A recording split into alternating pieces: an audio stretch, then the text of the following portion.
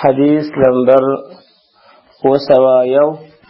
وعن ابن مسعود رضي الله عنه قال قال رسول الله صلى الله عليه وسلم: لا تشتروا السمك في الماء فإنه غرر.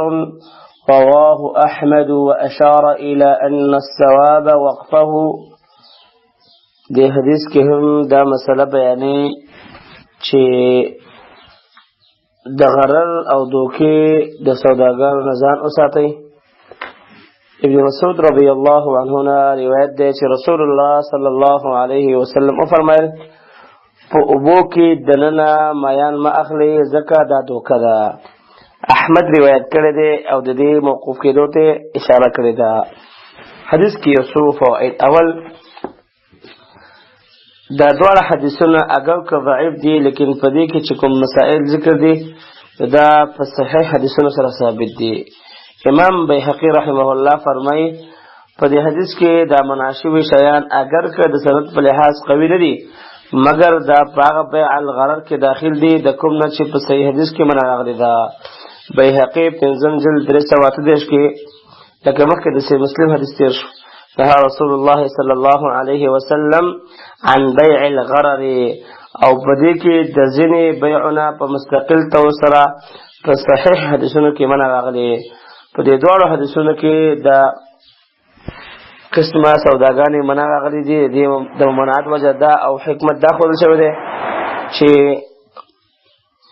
د مجموعه لحاظ سره دغه درې خبرې دي. یا خو په دې وجه چې په دې کې جهالت ده، یا د دې سپارل نه د عاجز کېدو په وجه، او یا په دې وجه چې د عقد په وخت کې دا معدوم دی. دا ټول د بائع او مشتری ترمنځ د جنگ جګړې او اختلاف او بیا د بغض او دشمنی سبب ګرځي. د دې بیع تفصیل به په ترتیب سره دا وي: اول، شراء ما في بطون الانعام حتى تضع، یعنی د حیواناتو په خېټو کې د بچو خرڅولو نه منع راغلي ده او دیتا بیع الملاقح هم وایي.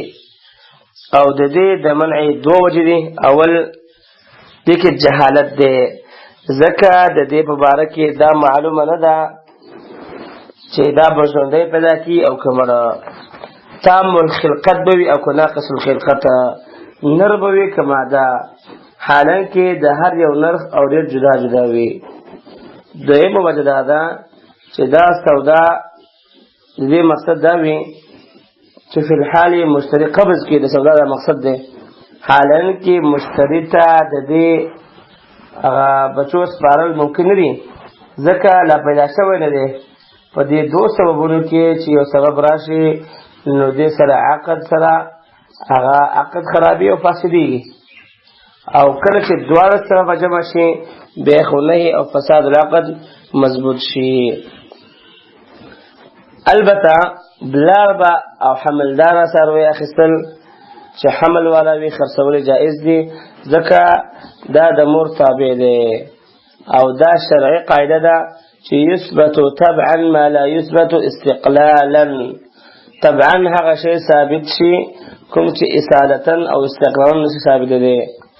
بعضې فقهاو داسې تعبیر کوي چې یغتفر فی التوابع ما لا یغتفر فی الاصول.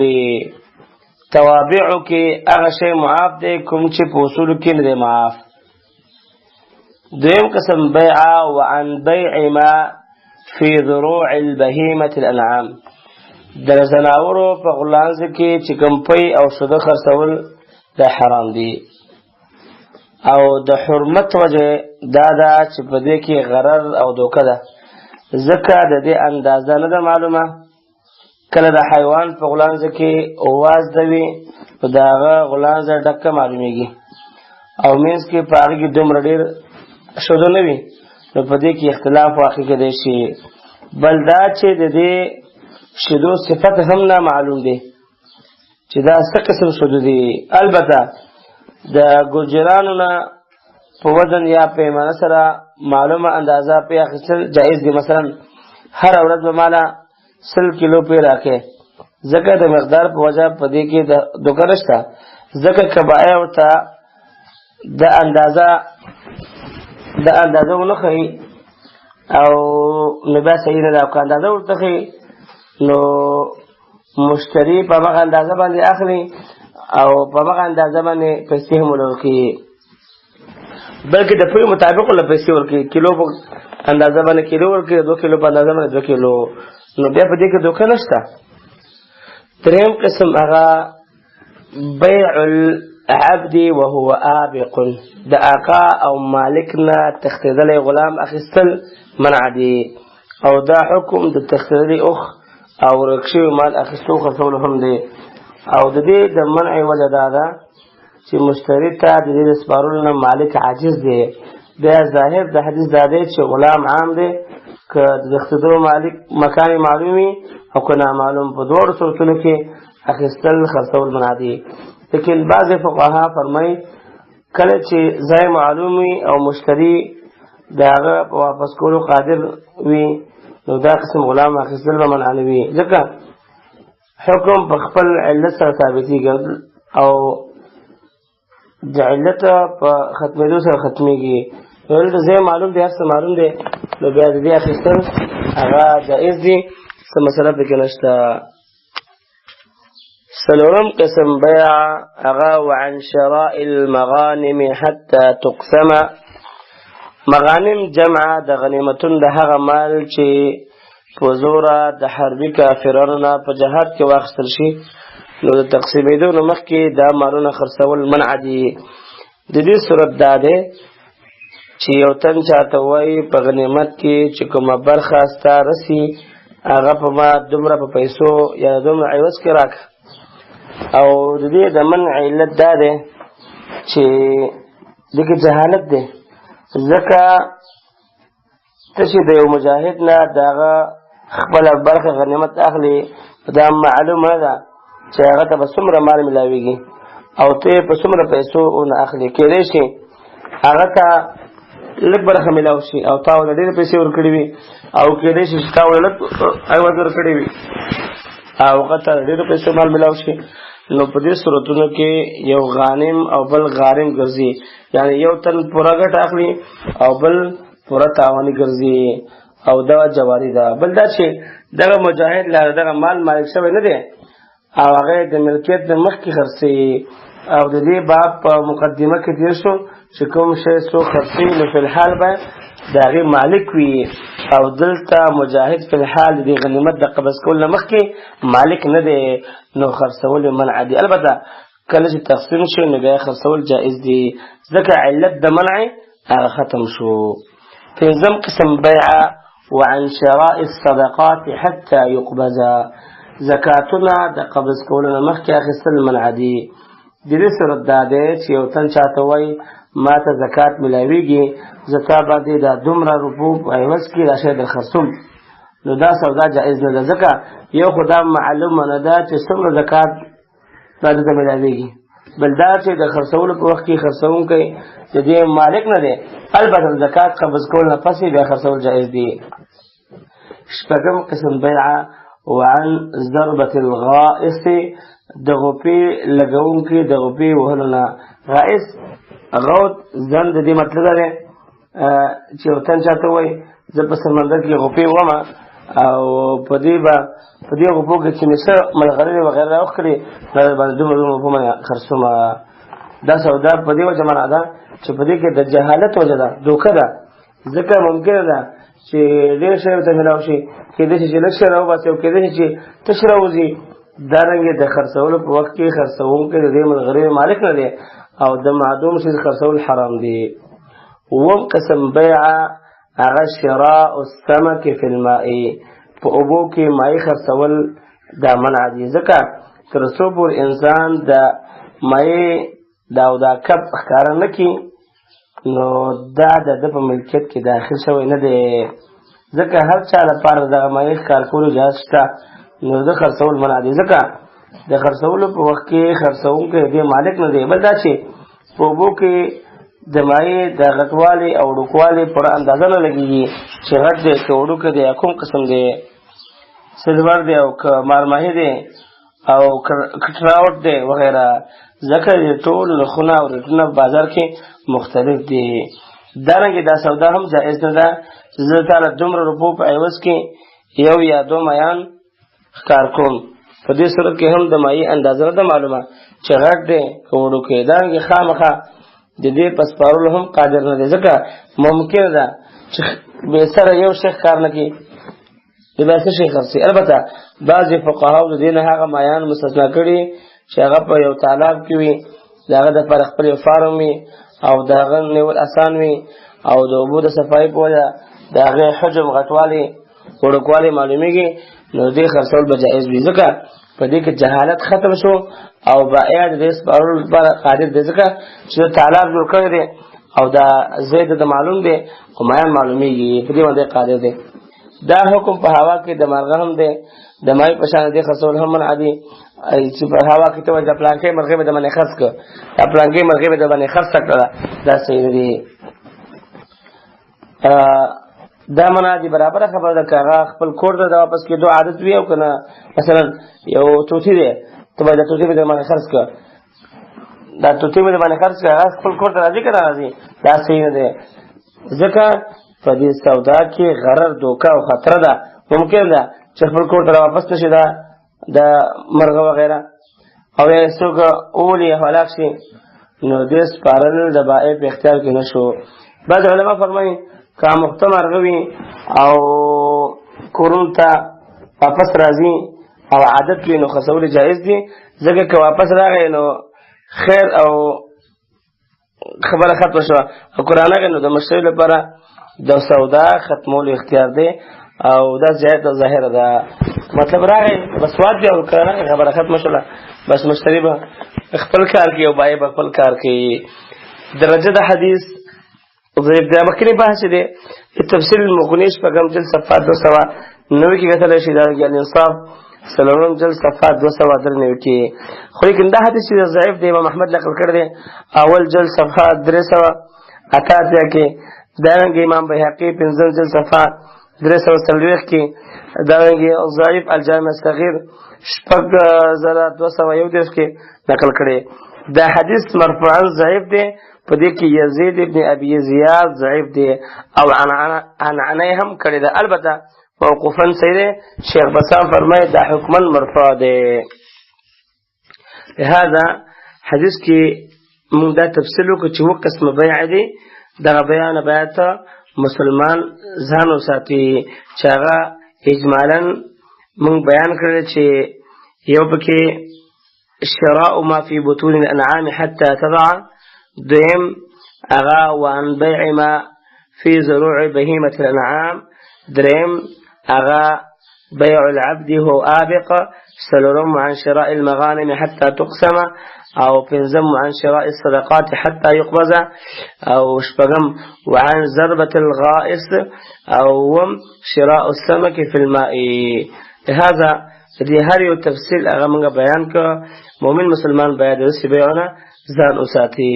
وجه دا محترمو چې موږ ته الله ښایسته دین اسلام را کړی او اسلام موږ ته د دې حکم کوي چې د غلطو بیعونه او د هر هغه شیز نه ځان وساتو چې په هغې کې بل تم ضرر وي او ځان تم ضرر وي. یعنې لنډ دا دی چې اسلام دوکه نه مني، اسلام کې دوکه نشته، صفا ستره به چلېږي. داسې چې خرڅې نو موږ ته الله پیغمبر وایي چې ګوره نیت به پکې صحیح کې، دوکه به دې غرض نه وي چې مسلمان له پکې دوکه ورکړي. لهذا دغه بیعونه باید مسلمان ځان وساتي.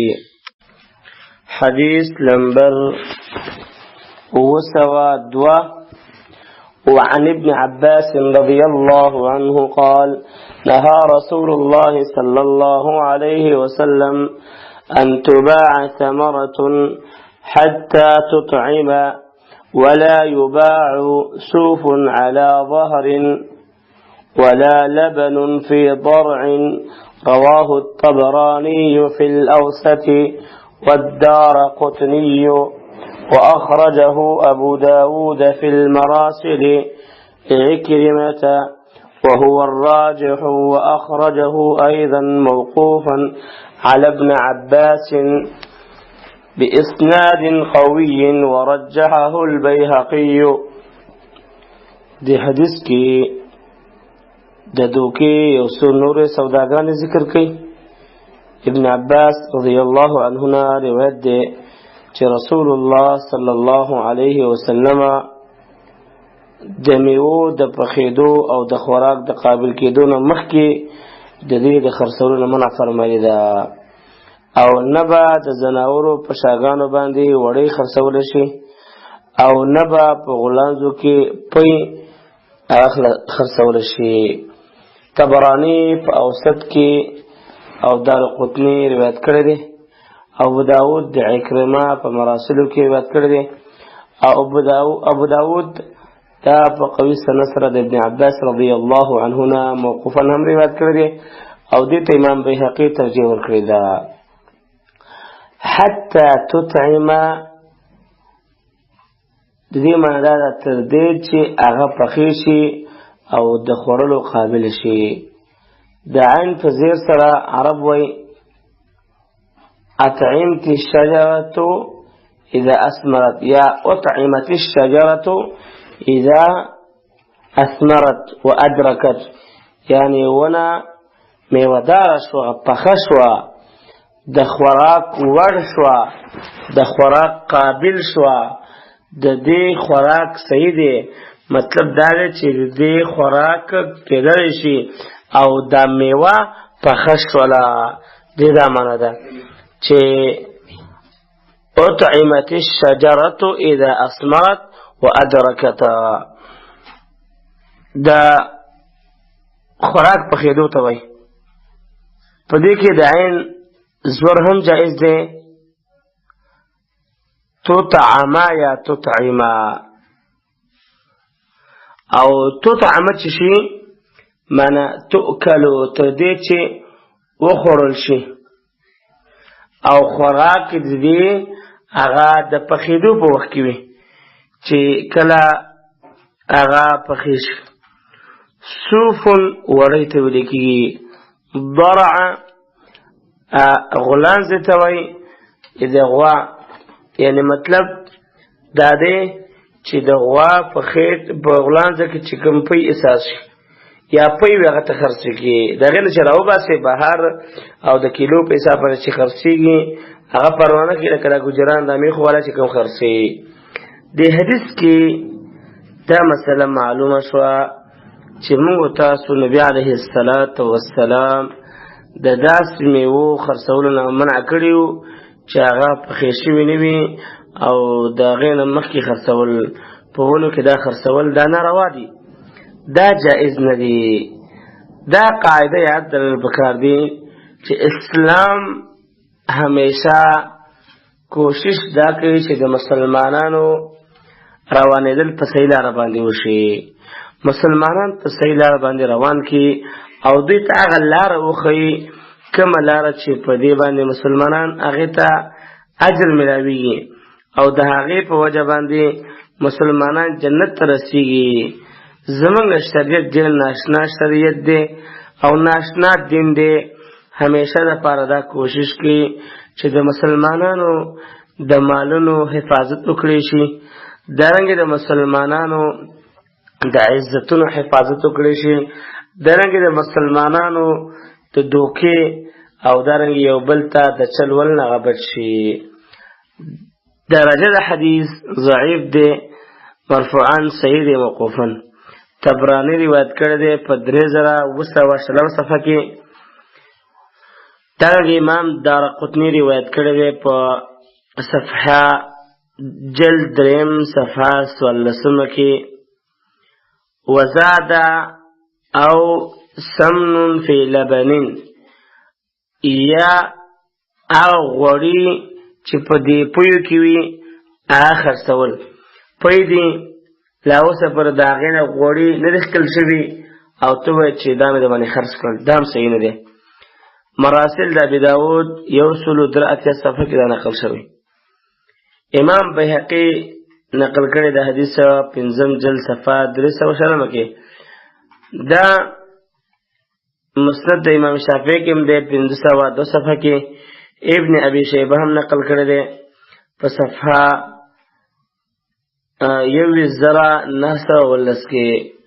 مرفوع حدیث د ابو اسحاق د عنعنی په وجه باندې ضعیف دی، ذکر دا مدلس او مختلط دی، او دنا زهير ابن معاویه د اختلاط نه پس روایت کړی. امام بیهقی رحم الله موقوف تا راجح ویلی دی.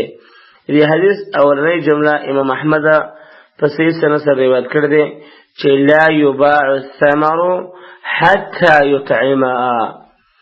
دې مطلب دا دی چې لا يباع الثمر نبشي خرڅولې، لا يباع نبشي خرڅولې الثمر میوي دارنګي په کوم سيزونه چې هغه په ونه کې وي حتی یطعما تر دې پورې چې هغه پخې شي، او یطعما دا مطلب دی چې هغه قابل د خوراک وګرځيږي، چې هغه انسان خوړلی شي، نو د هغې نه بعد بیا خرڅول پکار دي. حتی یطعما یا حتی یطعما دا حدیث امام احمد نقل کړی دی، څلورم جلد 113 صفحه کې. نو د حدیث دا الفاظ دا امام احمد تصریح لفظ نقل کړی چې لا يباع الثمر حتى يطعما. حدیث نمبر 203 وعن ابي هريره رضي الله عنه ان النبي صلى الله عليه وسلم نهى عن بيع المضامين والملاقح رواه البزار وفي اسناده ضعف. دې حدیث کې هم امقا د دوکې والا بیع بیانې. ابو هريره رضی الله عنه روایت دی چې نبی علیه الصلاة والسلام د مضامینو او ملاقحو د سودا نه منع فرمایلی ده. بزار روایت کړی دی او دې په سند کې کمزوري ده. المضامین جمع د مضمون د هغه نطفه خرڅول چې د نر حیواناتو په شاګانو کې وي.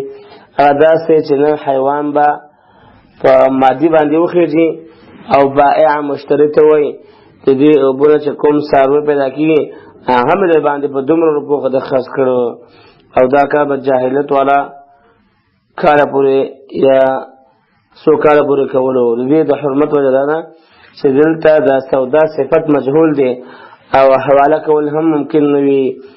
ملاقح جمع د ملقوحن ده، هغه بچیان چې د ماده څاروي او خانو په خېټو کې وي. ځینې علما د مضامین او ملاقح تفسیر دې برعکس کړی دی. مضامین نه مراد د حیواناتو په خېټو کې بچي، او ملاقح نه مراد د نر څاروو په شاګانو کې اوبه اخیستي خرڅول. دا جاهلیت والاو په سوداګانو یو لوی سودا وه. دې حرمت وجې نه مخکې هغه بیانه شوله چې هغه غرر او دوکه ده او نامعلوم ده. دې حدیث کې یو څو فواید. اول په دې دواړو حدیثونو کې د دوکې د ځینو نور سوداګانو نه منع راغلې ده، مخکې وتېرې شوې، او په دې حدیثونو کې 15 ذکر شوي. نو ټولې 12 سوداګانې چې هغه غلطه سوداګانې دي هغه بیانېږي. و مخکې تېر شوي. اتم دې حدیث ثابته شوه چې په بوټو کې تر هغه وخته پورې میوه خرڅول منع دي تر څو پورې چې د خوراک قابله ګرځېدلې نه وي او هغه پخې شوي نه وي. دا باره خرڅولی شي چې کله په بوټو کې پاتې وي او پخې شي. د دې منع وجه دا ده چې په دې کې غرر او دوکه ده، ځکه دا پته نه لګي چې دا میوه به تر پخېدو پورې پاتې شي او کثافت ورباندې راشي. البته که په دې شرط باندې خرڅې چې فی الحال به پرې کټکومه اوس فی الحال کټکوم بیا صحیح ده، نو بیا دا سودا صحیح ده. په دې شرط چې د میوې نه نفع ولاړېږي یا د میوې نه نفع اخیستلی شي، چې مطلب دې تفصیل په بیع الاصول والثمار عنوان کې به انشاءالله هلته تفصیلا راشي چې مطلب فی الحال کټکومه نو بیا اخیستل صحیح دي. دارنګه نه هم قسم د ګړو بيزو وغیرہ په شاګانو باندې وړي خرڅول منع دي، ځکه دا نه معلوم شي دی چې دوکي او بیا جنگ جګړې ته رسېدلی شي. دې کې مسائل هغه داسې چې مشتري ته به هغه ورکړي چې ګوره دا ماته راکړې، نو بیا په دې کې حیوان ته هم تکلیف دی او بایې به هغه سرسري پرې کوي، او نو په دې کې د اختلاف د وجې نه چې اختلاف راځي حیوان ته تکلیف دی او د پرې کولو څه خاص ځای هم معلوم نه دی. بعض علما فرمایي که په الحال درې کې د حیوان په شاګانو باندې وړۍ خرڅول جائز دي او د دې وجه دا وي چې دې لیدل هغه قتل کېږي او په الحال مشتري ته حواله کولی هم ممکن دي او دا د امام مالک امام احمد یو روایت او د شیخ الاسلام ابن تیمیه رحمه الله ابن قیم رایه ده. شیخ فوزان رحمه الله فرمایي اول قول راجح دی او دلیل مخکې تیر شو. دارنګه لسم د حیواناتو په خېټو کې بچي او په شاګانو کې نطفه خرڅول جائز دي. د دې د حرمت وجه دا ده چې دلته د سودا صفت مجهول دی او حواله کول هم ممکن نه دي. په دې کې غرض او جهالت دی چې دنه جنگ جګړې پیدا کیږي او شریعت اسلام هر هغه سودا منع ګرځولې چې هغه د دوه مسلمانانو ترمنځ د بې اتفاقۍ او بې محبتۍ سبب ګرځېږي. اسلام موږ ته همیشه د مینې محبت دعوت راکوي. دا مسائل چې بیانېږي مقصد پکې دا ده چې ګویا یو بل ته دوکه ورنه کړي. داسې نه چې د مسلمانانو ترمنځ هغه لانجې پیدا شي او دارنګې د هغوی ترمنځ جګړې پیدا شي. نو شریعت موږ ته وایي چې جګړې دې ختمې شي، اتفاق مینه او اتحاد دې راشي. درجه د حدیث ضعیف دی. د تلخیص الحدیث دریم جلد صفحه 55 کې نقل کړی دی. صالح ابن ابي الاخضر ضعیف دی، دا موقوفا صحیح دی او حکما مرفوع دی. ذکر د شیخ البانی په صحیح جامع صغیر کې صحیح ویلی دی. حدیث نمبر 4 وعن أبي هريرة رضي الله عنه قال قال رسول الله صلى الله عليه وسلم من أقال مسلما بيعته أقال الله عثرته. رواه أبو داود وابن ماجه وصححه ابن حبان والحاكم. دی حدیث کې دا یو مسله بیانې چې خپېمانه یو سړی خپېمانه شو د هغه دپاره سودا واپس کول دا مستحب دی. ابو هريره رضی الله عنه روایت دی رسول الله صلی الله علیه وسلم فرمایل څوک چې د یو مسلمان سودا واپس کی الله رب العالمین با دغه هغه لغزشونه معاف کی. ابو داود ابن ماجه روایت کړي او ابن حبان او حاکم مرتصحیح ولري. اقال یقیر اقالتن په لغت کې پورته کولو او ختمول ته وایي. عرب وایي اقال الله عثرته، الله دې دا د غرزیدونه پورته کی. په سودا کې اقاله واپس کولو ته وایي ځکه دا د عقد او چدول ختمول او باطلول دي. د فقهاو په اصطلاح کې اقاله د بائع او مشتری پر رضا باندې سره عقد پورته کول دي او د دې حکم او اثار ختمول دي. مسلمن د بنا بر اغلب دی ځکه د غیر مسلم سره اقاله کولو بارکه هم هغه ثواب ثابت دی. په روایت کې راځي چې من اقال نادمن تزار روایت کړی دی تلخیص خبیر کې هم شته دریم ځل صفاویش کې چا چې خپېمانه سره سودا ختم کړله. عثرت او عثرت خویدو او خطای ته وایي الله به د لغزشونه ګناهونه او کوتاهیانې معاف کړي. حدیث کې یو څو فواید. اول حدیث نه ثابته شوه چې څوک سودا کول نه پس خپېمانه شي او سودا ختمول غواړي نو دته پیسې واپس کول او سودا ختمول مستحب دي او دا د هغه سره احسان او ښېګړه کول دي. ځکه انسان کله سودا واخلي او خپېمانه شي او کله یو سودا خرڅه کړي او خپېمانه شي، مشتری کله وګوري چې سودا یې ګران اخیستې یا دې سودا ته حاجت ختم شي یا ورسره پیسې نه وي نو دی غواړي چې دا سودا واپس کړي. نو کله چې یا مشتری سره دا سودا ختمه کړي او یا مشتری بیا دا سودا واپس کړي نو د خپل ورور سره د ښېګړه وکړه او د نبي صلی الله علیه وسلم په دې مبارک دعا کې خپل ځان شامل کړه چې الله به په دنیا او آخرت کې ګناهونه او لغزشونه معاف کړي.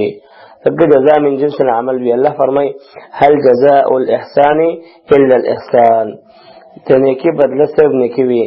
بیا د اقالې لپاره درخواست کول مباح دي. دا به مضمون سوال کې نه داخليږي ځکه نبی علیه الصلاۃ والسلام د دې په واقع کې دوه باندې فضیلت بیان کړی دی.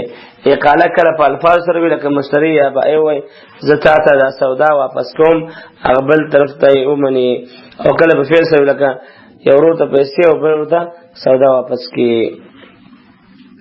د اقاله حکم دا دی چې اقاله کول مستحب دی واجب نه دی. ځکه هر کله چې سودا وشوه او د سودا مجلس ختم شو نو دا سودا لازم شوه په خرڅونکي باندې دا واجب نه دی چې دا سودا واپس کړي او دا رنګه په مشتری باندې هم دا سودا ختمول لازم نه دی. البته مسلمان ورور سره د احسان او ښېګڼې او د ښې معاملې تقاضا ده چې په دې دواړو کې کوم یو په سودا باندې پښیمانه دی نو د هغه غوښتنه دې واپس پوره کړی شي. بله مسله دا ده چې اقاله فسخه ده او که بیعه، یعنې اقالې سره اولنۍ سودا ختمېږي او که دا نوې سودا ده. یو قول دا دی چې دا فسخه ده او نوې سودا نه ده، ځکه دا سودا کول نه دي بلکې ختمول دي، او دا د امام احمد رحمه الله نه یو روایت نقل دی.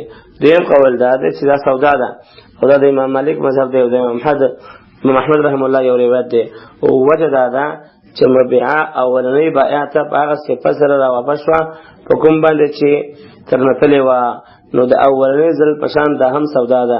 د دې اختلاف فواید علامه ابن رجب رحمه الله داسې ذکر کړي دي څوک چې قسم وکړي چې یو شي ته به یو شی به نه خرڅوي او بیا اقاله وکړله نو د اولنۍ قول مطابق دا حانس دی نه دی، او دویم قول مطابق حانس دی. بل دا چې څوک اقاله فسخ نه ګڼي نو هغوی دا قبل القبض او بعد القبض دواړو صورتونو کې جایز ګڼي، او دویم قول مطابق قبل القبض جایز نه ده په هغه شیانو کې چې په هغې قبض معتبر دی لکه مکیل او موزون وغیره، ځکه دا شیان په بائع باندې د دې د قبض کولو نه مخکې خرڅول جایز نه دي، لکه څنګه چې د دې بائع نه علاوه په بل بائع باندې د دې خرڅول منع دي.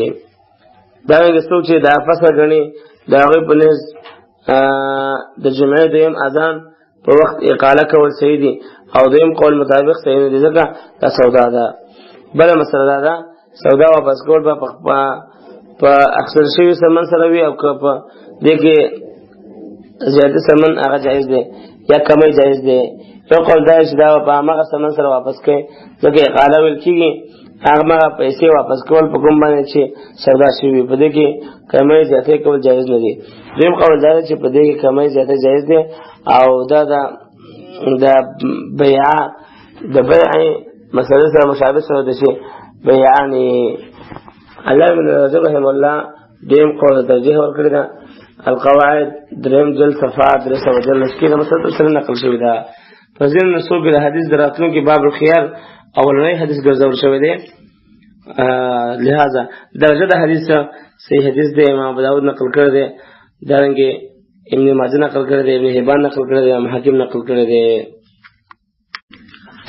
حدیث نمبر 515 باب الخيار. وعن ابن عمر رضي الله عنهما عن رسول الله صلى الله عليه وسلم قال: إذا تبايع الرجلان فكل واحد منهما بالخيار ما لم يتفرقا وكان جميعا، أو يخير أحدهما الآخر، فإن خير أحدهما الآخر فتبايع على ذلك فقد وجب البيع، وإن تفرقا بعد أن تبايعا ولم يترك واحد منهما البيع فقد وجب البيع، متفق عليه. باب الخيار.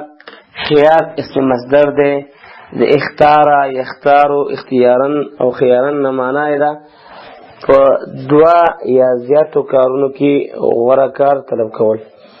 دلته مراد په دوه کارونو کې غوره کار طلب کول دي چې هغه بیع جاری ساتل یا ختمول. فقها د خيار ګڼ قسمونه ذکر کړي، یو څو دا دی، یو خيار مجلس دی، بل خيار شرط دی، بل خيار غبن.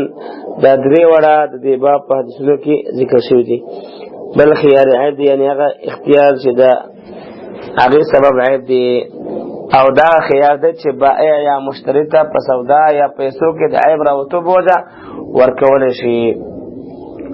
بل خيار رؤیت دی، یعنی هغه اختیار چې د دې سبب د یو شي نه لیدل دي، لکه مشتری یو شی واخلي او هغه یې لیدلی نه وي نو د لیدو په وخت کې به د لپاره د سودا ختمولو اختیار وي. بل خيار تدلیس، یعنی هغه اختیار چې مشتری ته په دې وجه ورکولی شي چې د ده بائع د ده نه د سودا عیب پټ کړی وو.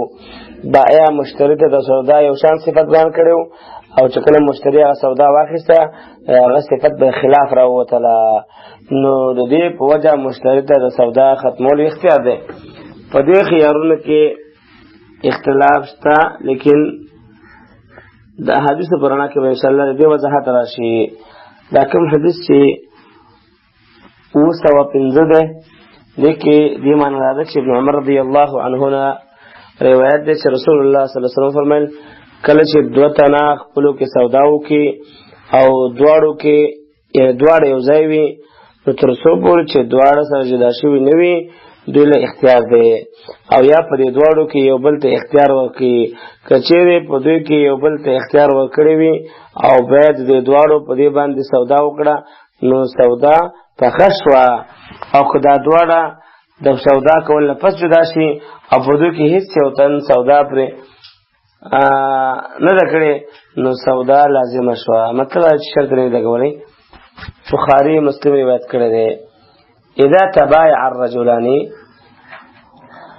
تبايع دو سړي اخیستل خرڅولو کې د سړو ذکر به طور تغلیب شوی دی، د زنانو هم دا حکم دی. فکل واحد منهما بخيار، په دواړو کې هر یو لپاره اختیار حاصل دی چې سودا نافذه کیه ختم کې. دلته د خيار نه مراد خياري مجلس دی. ما لم يتفرقا، تر څو پورې چې دواړه د یو بل نه جدا شوي نه وي. تفرق نه مراد تفرق بالابدان دی، یعنی جسماني طور سره د سودا د مجلس نه جدا شوي نه وي. د دې دلیل دا دی چې دا قرطبي او بهقي روایت کړی دی حتی يتفرقا من مکانهما، تر دې چې دا دواړه د خپل د سودا د مجلس ته جدا شي. بل دلیل دا دی چې د حدیث راوی ابن عمر رضی الله عنه همدا تفسیر فهم کړی دی، لکه بخاري کې راځي وکان ابن عمر اذا اشترى شيئا يعجب فارق صاحبه. ابن عمر رضی الله عنه با چې کله یو داسې شی واخیسته چې هغه به خوښو، نو د خپل خرڅوونکي ملګري نه به جدا شو. ګوره اذا اشترى شيئا يعجبه فارق صاحبه وكان جميعا دا د نجدا کېدو تاکید دی، یعنی دا دواړه په یو ځای کې وي. او يخير احدهما الاخر، دې جملې دو مطلب دي. یو مطلب دا دی یو تن بل ته دا اختیار ورکړي او وایي چې سودا نافذه کا یا ختمه کا. نو که هغه سودا ورکړي نو سودا پخه شوه، او که هغه سودا ختمول ورکړي نو خبره ختمه شوه. نو دې سره به د دواړو خيار څه شي، خيار ختم شي. اگر که دوی د مجلس نه جدا شوي هم نه وي، مطلب دا چې د سودا ختمولو خيار په دوه صورتونو کې ختمېږي، یا خو مجلس بدل شي او یا مجلس هماغه وي، خو دوی خپلو کې دا شرط ولګي چې یو بل به د سودا ختمولو اختیار نه وي. او دا معنا ابن منذر د سفیان ثوري نه او امام اوزاعي نه نقل کړې ده. یا دې دا مطلب دی چې په دې دواړو کې یو تن یا دواړو ته تر یوې معلومې مودې پورې خيار شرط کې، نو بیا که دواړه د مجلس نه جدا هم شي، نو بیا هم دا سودا د ختمولو اختیار نه ختمېږي تر څو پورې چې هغه موده لا نه وي پوره شوې، کومه چې د دواړو ترمنځ هغه شرط کړی شوی وه. مطلب دا راوته خيار په دوه شیانو سره ختمېږي، یا خو د مجلس نه پاسېږي او یا خپل منځ کې یو بل له خيار ورکړي او بیا د خيار دغه موده ختمه شي. او دا معنا ابن عبدالبر د ابو ثور نقل کړی ده، خو اوله معنا زیاته صحیح ده. دې تایید دا دی چې په یو روایت کې د الفاظ راغلي دي البيعان بالخيار ما لم يتفرقا، او يقول احدهما لصاحبه اختر، وربما قال او يكون بيع الخيار. بائع او مشتري دواړه د سودا ختمولو اختیار شته دی تر څو پورې چې دوی یو د بل جدا شوي نه وي، او یا په دوی کې یو تن د بل ته ویلي نه وي چې سودا ورکړه، او که داسې وایي چې یا د اختیار ورکولو سودا وي فقد وجب البيع، سودا لازمه شو ثابته شوله. بعد ان تبايع رسته د دې نه چې دا دواړه یو بل سره اخیستل او خرڅول وکړي. حدیث کې ډېر فواید دي، خو یو څو فواید هغه دا دي. حدیث ثابته شوه چې بائع او مشتري دواړو لپاره خيار مجلس ثابت دی، چې د دواړو لپاره د اختیار شته چې دا سودا جاري وساتي او یا یې ختمه کړي. دې شرط چې د دواړو د سودا په مجلس کې موجود وي، مطلب بائع او مشتري دواړه موجود دي، او کله چې دواړه سره جدا شي نو خيار ختم شو او سودا پخه او لازمه شو. په دې خیال ورکولو کې حکمت دا دی چې دواړه په خپل دې سودا باندې سوچ او فکر وکړي او رضامندي به حاصله کړي چې سوچ دا شی خوښ دی که خوښ نه دی که وغواړي نو واپس به کړي او خوښ شي به اخلي. لهذا حدیث دا مسله ثابته شوله که بائع او مشتری د سودا کول نه پس او د مجلس پرېښودنه مخکې د سودا په ختمولو متفق شي او خپلو کې دا شرط ولګي چې په دې شرط یو بل سره اخیستل خرڅول کوو چې نه به تا له دې سودا د ماتولو اختیار وي او نه به ما له، نو په دې صورت کې سودا لازمه کېږي او عقد مضبوط شو. ځکه د خیار حق دوی د خپل حق دی، نو ځکه دوی اتفاق کوي او جایز وي چې مطلب چې کله دا بیع ختمه شوله به شرط به نه وي، مطلب یو بل ته شرط ورنه کړي، نو دا خبره ده چې بیع به لازمېږي بس ځکه چې دوی خیار خپله ختم کړی دی. لهذا حدیث نه د خیار مسله هغه ثابته شوله. حديث نمبر 206 وعن عمرو بن شعيب عن أبيه عن جده أن النبي صلى الله عليه وسلم قال: البائع والمبتاع بالخيار حتى يتفرقا إلا أن تكون صفقة خيار ولا يحل له أن يفارقه خشية أن يستقيله. رواه الخمسة إلا ابن ماجه والدارقطني وابن خزيمة وابن جارود وفي رواية حتى يتفرقا بمكانهما. دی حدیث کې دا مسله بیانوي چې خيار ختمولو لپاره قصداً مجلس جدا کول جایز نه دی. عمرو بن شعیب رحمه الله د خپل پلار نه او هغه د خپل نیکه نه روایت کې چې نبی علیه الصلاة والسلام وفرمایل خرڅونکی او اخیستونکی چې د څو پورې دواړه سره جدا شوي نه وي په اختیار باندې دي، مګر که اختیار والا سودا وي او د دې لپاره حلال نه دی چې د سودا واپس کېدو د خطرې په وجه ورنظر د جدا شي. احمد، ابو داود، ترمذی، نسائی، دارقطنی، ابن خزیمه، ابن جارون او ابن جارود او په روایت کې تر څو چې دواړه د خپل ځای نه جدا شوي نه وي. الا ان تكون صفقة خيار، د دې دو ترکیب دي،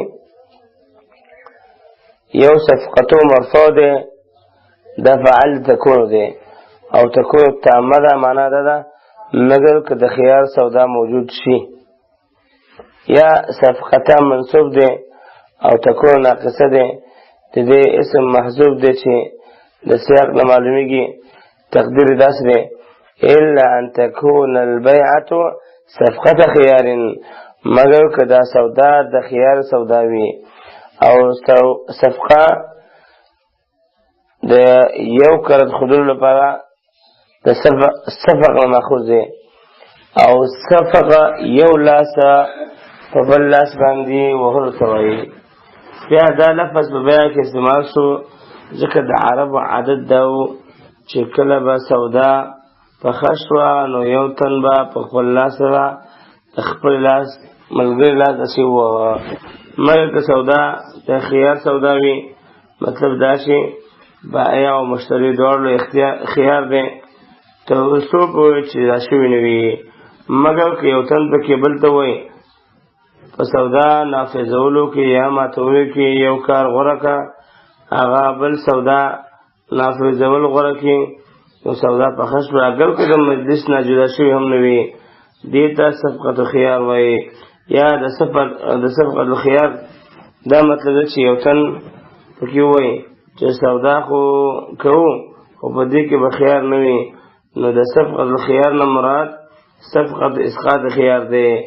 یا مطلب دا دی چې سودا د خيار وي چې یو تن یا دواړه پکې دا شرط کېږي چې موږ دواړو له به 3 ورځې پورې خيار وي، نو دا په مجلس کې ختمېدو سره هم نه ختمېږي تر څو پورې چې هغه ورځې پوره شوې نه وي. ولا يحل له ان يفارقه، یعنی اخیستونکي یا خرڅونکي هیڅ یو له جایز نه دی چې د سودا کول نه پس د خپل ملګري نظر پاسېږي دې دپاره چې هغه ملګری د خپل خیار حق استعمال نه کړي او دا د سودا پس نه کړي. دا معلومه شوه چې په مخکې حدیث کې چې ما لم يتفرق راغلی نو دا تفرق نه مراد هغه تفرق دی چې هغه سره د خپل ملګري د حق ساقطولو غرض نه وي، بلکې په دې وجه مجلس پرېښودل وي چې په دې کې دې مجلس کې ضرورت پوره شو یا بل کار پیدا شو. خشیت ان یستقیلو یعنې د دې خطرې د وجې چې هغه ملګری به د ده نه سودا ختمولو غوښتنه وکړي، ځکه مجلس چې نه وي ختم شوی نو ملګری حق لري چې د بل ملګري سره سودا ختمه کړي، لیکن کله چې مجلس جدا شي نو بیا د بیع واپس کولو اختیار نه وي. دلته د اقالې نه مراد هغه اقاله نه ده کومه چې مخکې تېره شوله، بلکې دلته مراد د هغه چا سودا ختمول دي چې هغه په دې سره په دې سودا باندې په مجلس کې دننه پیمانه شوی دی او د دې نه مراد هغه مخکینۍ اقاله ځکه نه ده چې هغه مجلس پورې مختص نه ده بلکې د مجلس نه پس هم جائز ده. نو معلومه شوه چې دلته د استقالې نه مراد فسخ د بیع ده. حدیث کې څو فواید. اول حدیث دلیل دی چې خیار مجلس د بائع او مشتری دواړو لپاره ثابت دی، خو په دې شرط چې دوی جسماني لحاظ سره د عقد مجلس نه وي پرېښی، که دواړو جدا شو نو بیا به دا خیار باطل وي او بیع به پخه او لازم وي. دارنګې په هغه وخت کې به هم بیع لازم وي چې کله یو تن بل ته د عقد په مجلس کې وایي ستا خوښه ده که سودا جاري ساتي او که ماتې، نو بل تن سودا جاري ساتلو وغوښتل نو په دې سره د دوی خیار ختم شو، اگر که د مجلس نه جدا شوي نه وي، ځکه د خیار ختمېدل په دې دوه طریقو سره راځي، یا د مجلس نه جدا کېدل او یا دا ویل چې خیار به نه وي. دارنګې معلومه شوه چې بائع او مشتری هر یو لپاره دا جائز نه دي چې د سودا د مجلس ته په دې غرض وتښتېږي چې عقد لازم کړي او دا خبره ختمه کړي چې هسې نه دا سودا سره بېرته ختمه کړي، بلکې په کار دا ده چې د تعدي نه کار وانخلي، ځکه د ده تښتېدل او مجلس پرېښودل د یو مسلمان د واجب حق ساقطول دي، ځکه ممکنه ده چې د ورور په دې سودا خفه شوی یا دی په خپله خفه شي، ځکه تعدي ته حاجت نشته. د مسلمان دا صفت نه دی چې خپل ورور دا ښېګړې نه محرومه کړي، بلکې تر هغه وخته پورې به انتظار کړي تر څو پورې چې عادتاً پاسېدو ته ضرورت شي. خو که یو څه وتښتېد د څه حکم دی په دې کې درې قوله دي. یو قول دا چې عقد لازم شو او خیار ختم شو، دویم قول دا چې خیار پاتې دی نه دی ختم شوی، دې لپاره چې هغه سره د هغه د مقصد الټه معامله وشي. دریم که هغه پیسې د یعنې هغه انسان چې کوم تښتېدلی دی هغه پسې ورتللی شي قدرت لري نو که ورغی که ورنغی خیار باطل شو.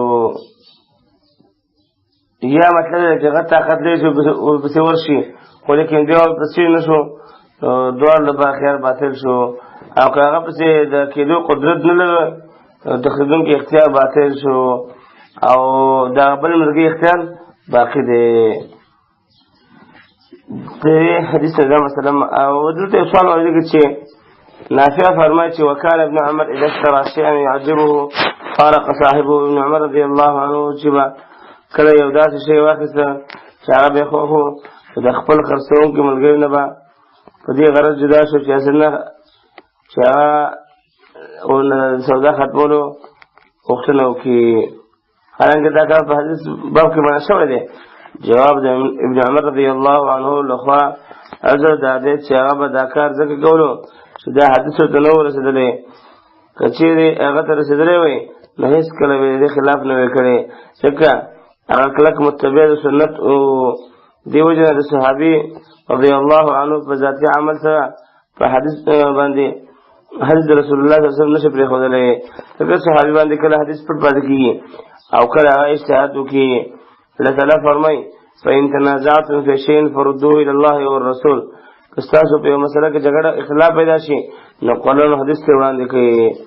حتی يتفرق من مکان ایمان ثابت شوا چې په دې دواړو حدیثونو کې تفرق نه مراد تفرق بالابدان دی نه تفرق بالاقوال چې د خیار مجلس د منکرینو قول دی او دا ښکاره دلیل دی د دې نه دا مسله ثابته شوه چې د حدیث تفسیر به په حدیث سره کولی شي دا ډېر صحیح تفسیر وي بلکې کله دا ممکن وي نو بل تفسیر له اعتبار نشته د دې نه ثابته شوه چې تفرق نه مراد تفرق بالاقوال اخیستل صحیح نه دي درجه د حدیث حسن حدیث دی ابو داود نقل کړی نسائی امام احمد دارقطنی ابن جارود امام بیهقی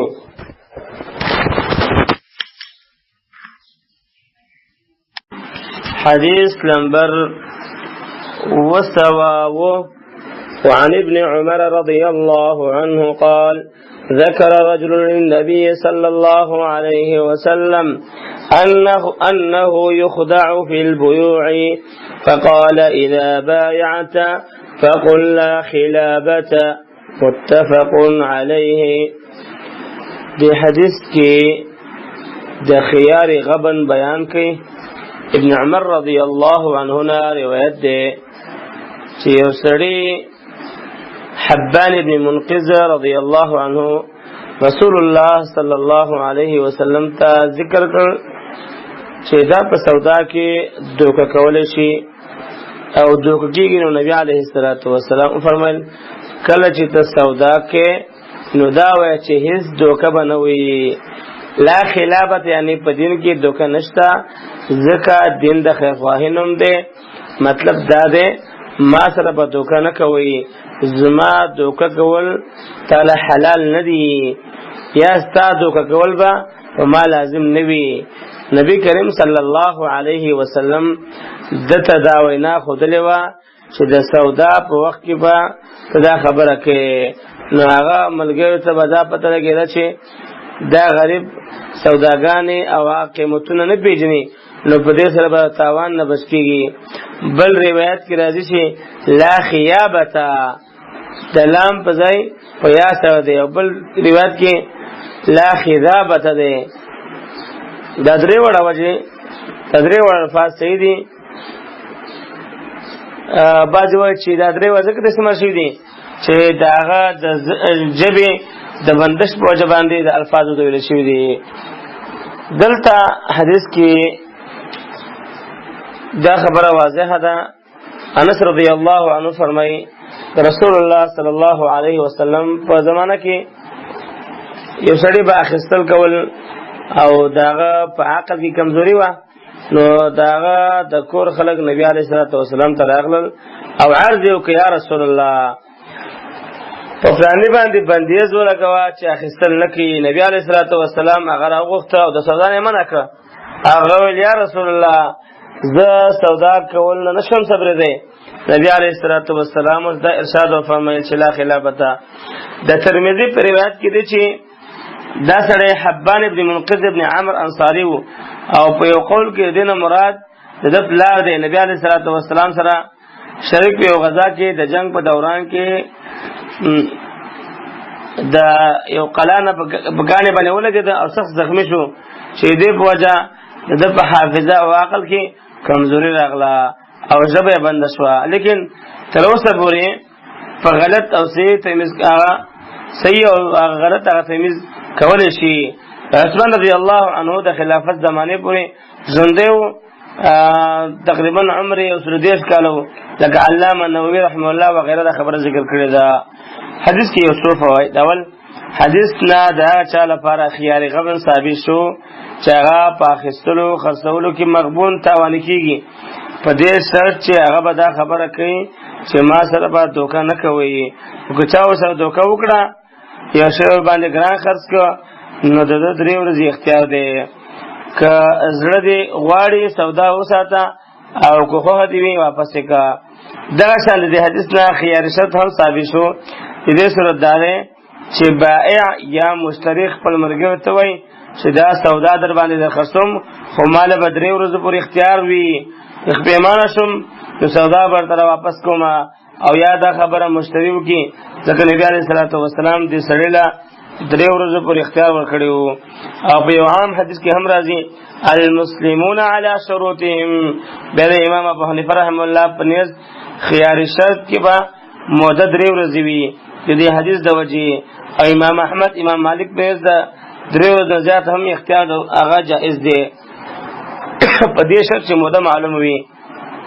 او دې د شیخ الاسلام ابن تیمیه رحمه الله ترجیح ورکړی دا.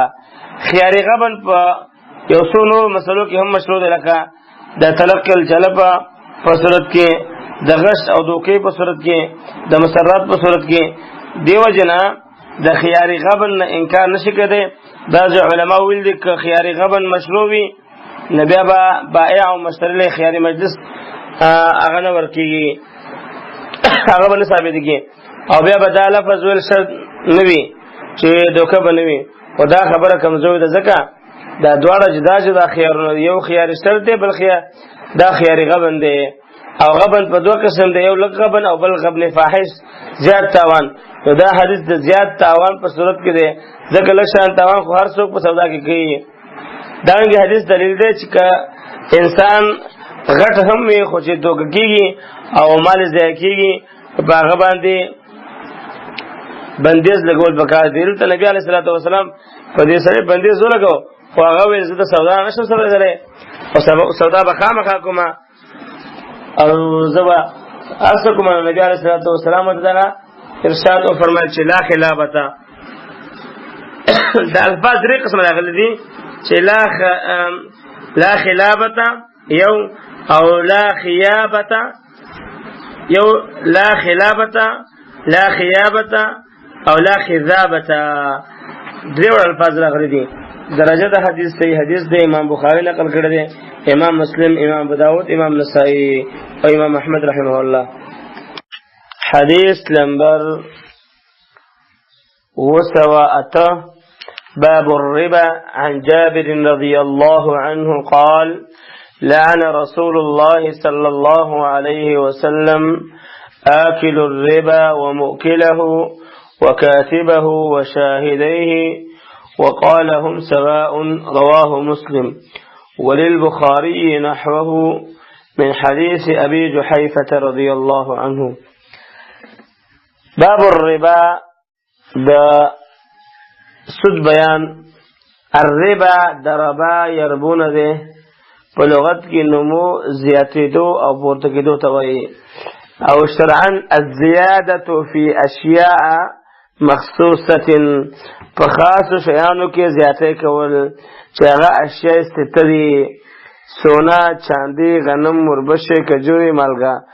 بعضې وایي ربا زیاتې ته وایي چې د ربوي شي په خپل جنس باندې د خرڅولو په صورت کې په هغه کې زیاتې وکړي شي، یا په کوم روپو شی چې کېږي تبادلې په وخت کې قبض شرط دی د هغې په قبض کې تاخیر وکړي شي. دا ربا دا په 2 قسمه ده، یو دا ربا البيع او بل دی ربا القرض. او د ربا البيع بیا دا 2 قسمه ده، یو ربا الفضل یعنی د زیادت سودا، او دا دیته وایي چې کوم ربوي شیان دي په هغې کې یو جنس په خپل جنس سره زیات خرڅ کړی شي. مثلا یو صاع غنم په 2 صاع غنمو خرڅ کړی شي، یا 50 ګرامه سونا په 80 ګرامه سونې خرڅ کړی شي. او عام طور سره دا قسم معامله په هغه صورت کې کېږي چې په دواړو عوضونو کې د جید او د ردي وغیره فرق وي. بل چې دی ربا النسیه یعنی تاخیر سود، او دا دې ته وایي چې یو شی په خپل جنس یا په بل جنس سره خرڅ کړی شي او عوض پکې قبض نه کړی شي. او دا سود دا 2م قسم د جاهلیت په زمانه کې مشهور و. هغوی به چاله قرض ورکړه او نیټه به پوره شوه، نو قرض کوم چا چې قرضدار و هغه ته به ویل یا خو مې قرض راکړه او یا به در باندې زیاتېږي. قرض به ورته ادا که نو خیر او خبره ختمه وه، او که ادا به یې نه که نو قرض به ورته زیات که او نیټه به ورته اوږده کړله. معلومه ده خبره ده چې دا کار صرف هغه څوک کوي چې نسمند او محتاج وي. همدا قسم سود قران کریم حرام کړی دی. پاتې شو اولنې قسم سود ربا الفضل دی حرمت په حدیث کې راغلی دی. او ربا الفضل دی ته وایي چې څوک چاله قرض ورکړي او هغه باندې دا شرط ولګوي چې د دې نه بخه یا زیات راکړي او یا ورته قرض ورکړي او دا شرط ور باندې ولګوي چې د دې نه به دا شرط ولګي چې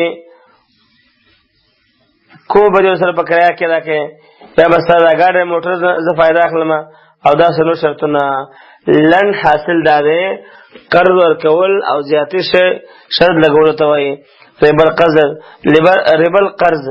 نو دا په حقیقت کې قرض نه دی بلکې بعینه سود دی، ځکه په قرض کې مقصد مسلمان سره احسان او ښېګڼه کول دي او دا ښکاره معارضه ده. سود په کتاب او سنت اجماع د امت سره حرام دی. الله فرمایي واحل الله البيع وحرم الربا. الله سود حلال کړی دی او دغه سودا حلال کړی ده. او الله فرمایي یا ایها الذين امنوا اتقوا الله وذروا ما بقي من الربا إن كنتم مؤمنين فإن لم تفعلوا فأذنوا بحرب من الله ورسوله. آیاتنا معلومه شوا چې سود سخت حرام دی او څوک چې دا نه پرېږدي نو هغه د الله او رسول سره د اعلان د جنګ کوي. دا څومره د شرمندګۍ خبره ده چې یو انسان د الله د بندګۍ په ځای د هغه سره د جنګ اعلان کوي. دا قسم وعید او زورونه د دې نه سوا په بله کبیره ګناه باندې نه ده راغلي او راتلونکي حدیثونو د ربا په حرمت باندې ښکاره دلایل دي. او سود په اجماع د امت سره حرام دی. د سود د حرمت حکمت هغه دا دی چې اسلام دا د یو څو لړو مقاصدو لپاره حرام کړی دی. اول په دې کې د الله په مخلوق ظلم او زیاتی او د خلکو مالونه په ناحقه خوړل دي، ځکه دا بغیر د عوض نه مالونه اخیستل دي چې دا د جواري نه هم سخته ګناه ده. سود کوم انسان چې سودخور دی سخت لالچي او سخت مزاجه او د خیر او هوګړې په کارونو کې د مال لګولو نه هغه څه دی لرې وي. دا وجه ده په قرآن کریم کې چې په کوم ځای کې د سود تذکره شوې ده نو د هغې نه مخکې یا وروسته د انفاق ترغیب راغلی دی. دریم د دې په وجه تجارتونه کسبونه دانګې صنعتونه بندېږي چې په دې باندې د عالم انتظام روان دی. ځکه چاته چې د بینک نه د 1 روپۍ په بدله کې 2 روپۍ ملاوېږي نو هغه په هغه څه کوي سنډا سخت په ایښی دی چې هغه دا کار کسب یا تجارت کوي. سودخور سړی چاله قرض نه ورکوي ځکه چې ده ته په دې قرض سره څه مادي نفع نه ملاوېږي. حالانه کې که مالداره خلک غریبانو له قرض هم ورکړي نو په معاشره کې به غریب پاتې نشي. د سخت افسوس خبره ده نن سبا په معاشره کې سود ډېر زیات عام دی.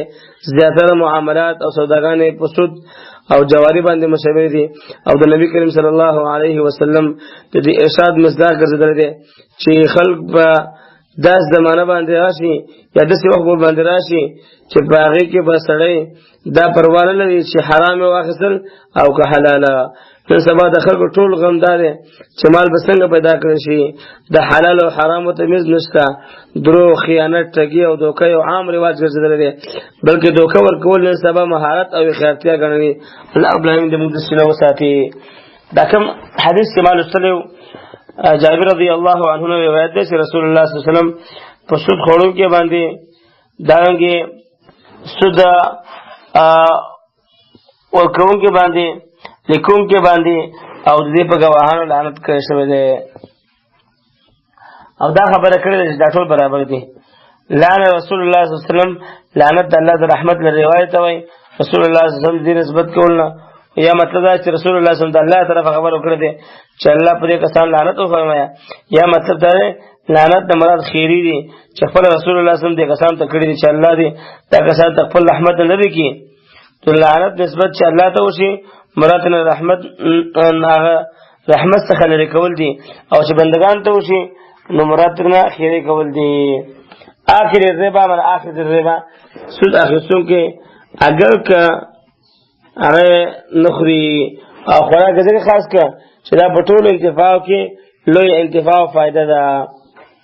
حدیث کې څو فواید. اول حدیث دلیل دی چې سود حرام او د ټول ګناهونو یو ګناه ده. ځکه نبی علیه الصلاة والسلام په دغه مذکوره خلکو کې او دا انسانانو باندې لعنت کړی دی چې هغوی سود کوي. دارنګې دغه زجر او وعید د سودخور دپاره خاص نه دی، بلکې د هر هغه چا دپاره راغلی دی چې د سودي مال له خوراک کوي، یا جامه اچوي، یا کور یا ګاډی موټر وغیره اخلي، یا بله طریقه سره د سود د رقم نه فایده پورته کوي. اگر که د کور لیټرین هم باندې جوړي خو دا حرام دی. دارنګې د سودخور لپاره سودي معامله لیکل او په دې باندې ګواه جوړېدل دواړه حرام دي، او په دې کې هغه څوک هم داخل دي چې هغوی په سودي بینکونو کې نوکري کوي او سودي لین نه لګوي، ځکه دا کار په ګناه او ذاتي باندې مدد کول دي.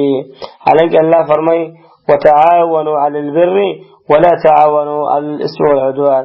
الله وایي چې د ګناهونو په کار کې یو بل ته کومک مه کوئ. هر کس دا خبره ثابته شوه لکه څنګه چې ګناه کول حرام دي نو په دې کې مدد کول هم حرام دي. نو بیا بعضو احنافو باندې سخت تعجب دی چې دوی هغه چا له کور او دکان په کرایه ورکول جایز ګرځي چې هغوی پکې دې ګانې بجانې یا ډمټوبونه وغیره خرڅوي. درجه د حدیث صحیح حدیث دی، امام مسلم نقل کړی دی په صفحه 1598 کې، امام احمد دریم جلد صفحه 302 کې، ابن جارود 640 کې، امام بیهقی پنځم جلد صفحه 215 کې، حدیث الجحیفه بخاری 2018 کې، امام احمد څلورم جلد صفحه 308 کې، امام بیهقی نهم جلد صفحه شپږم جلد صفحه 9 کې. لہذا حدیث دا مسله واضحه شوه چې سود کول حرام دي، سودخور انسان لعنتي دی، په دې باندې د الله او د الله د رسول لعنت دی. او که څوک خوري که څوک سره معامله کوي دا ټول حرام کوي، ناروا کوي. باید مسلمان د الله نه ویریږي او د سودونو نه ځان وساتي. حدیث نمبر 9 وعن عبد الله بن مسعود رضي الله عنه عن النبي صلى الله عليه وسلم قال الربا 73 بابا أيسرها مثل أن ينكح الرجل أمه وإن أربى الربا عرض الرجل المسلم. رواه ابن ماجه مختصرا والحاكم بتمامه وصححه. فدي حديث كهم دستود متعلقة مسألة بياني عبد الله بن مسعود رضي الله عنه روایت دی چې نبی علیه الصلاة والسلام فرمایل سود درې اویا درجې دی، د ټولو نه کمه درجه د دې ګناه په شان د دې ده چې انسان د خپلې مور سره نکاح وکړي، او د ټولو نه لوی سود هغه دا دی چې د مسلمان سړي عزت پایمال کړي. ابن ماجه مختصر او حاکم پوره روایت کړی دی او حاکم ورته صحیح ویلی دی. باب نه مراد څانګې او قسمونه دي، یعنی که ها نکاح وطی او عقد دواړو ته وایي، دلته دواړه مراد کېدی شي. اربر ربا ډېر زیات، ډېر خراب، ډېر لوی سود. عرض الرجل ای هتک عرضه، داغه عزت اخیستل او لوټ کول. عزت په انسان کې د نیکی او بدی ځای دی، یعنی هغه کارونه چې د هغې په ذکر کولو سره انسان اوچتېږي یا پریوزي، د همدې په وجه مدح یا ذم بیانېږي. د دې حدیث بعضې شواهدو کې دا الفاظ راغلي دي: من اربى الربا الاستطالة في عرض المسلم بغیر حق. د ټولو نه لوی سود د مسلمان په عزت کې ناحق زیاتی کول دي. د دې تفسیر علماو داسې کړی دی چې د یو تن په باره کې یو خبره وکړی شي او هغه بیا د بدل اخیستو په ځای د هغې نه زیات الفاظ ووایي او زیات تبعیضي ورته وکړي، یا یو تن ته یو کنزل وکړی شي او هغه بیا 2 ځل کنزل وکړي، جواب ورکړي خو ډبل کنزل هغه ته وکړي. نو دا بعزتي کې زیاتی کول دي. داسې د سود سره مشابه کړی ده چې دا هم ګناه لري، ځکه سودخور هم زیات حاکم شی چې اخلي هغه زیات اخلي او دې کس هم د خپل حق نه مسلمان ورور ته زیاتی کنځلې یا زیاتی په عزتي ورکړې ده او بیا د ټولو سودونو نه د دې درجه زیاته کړي ځکه د دې ضرر زیات او فساد لوی دی ځکه عزت شرعا او عقلا انسان ته د مال نه زیات عزتمن شوی دی. فیض القدیر د مناوي څلورم جلد شپږ شپېته صفحه کې نقل کړې ده. مختصرا یعنی صرف اولنۍ جمله چې الربا 73 بابا دا ذکر کړې ده.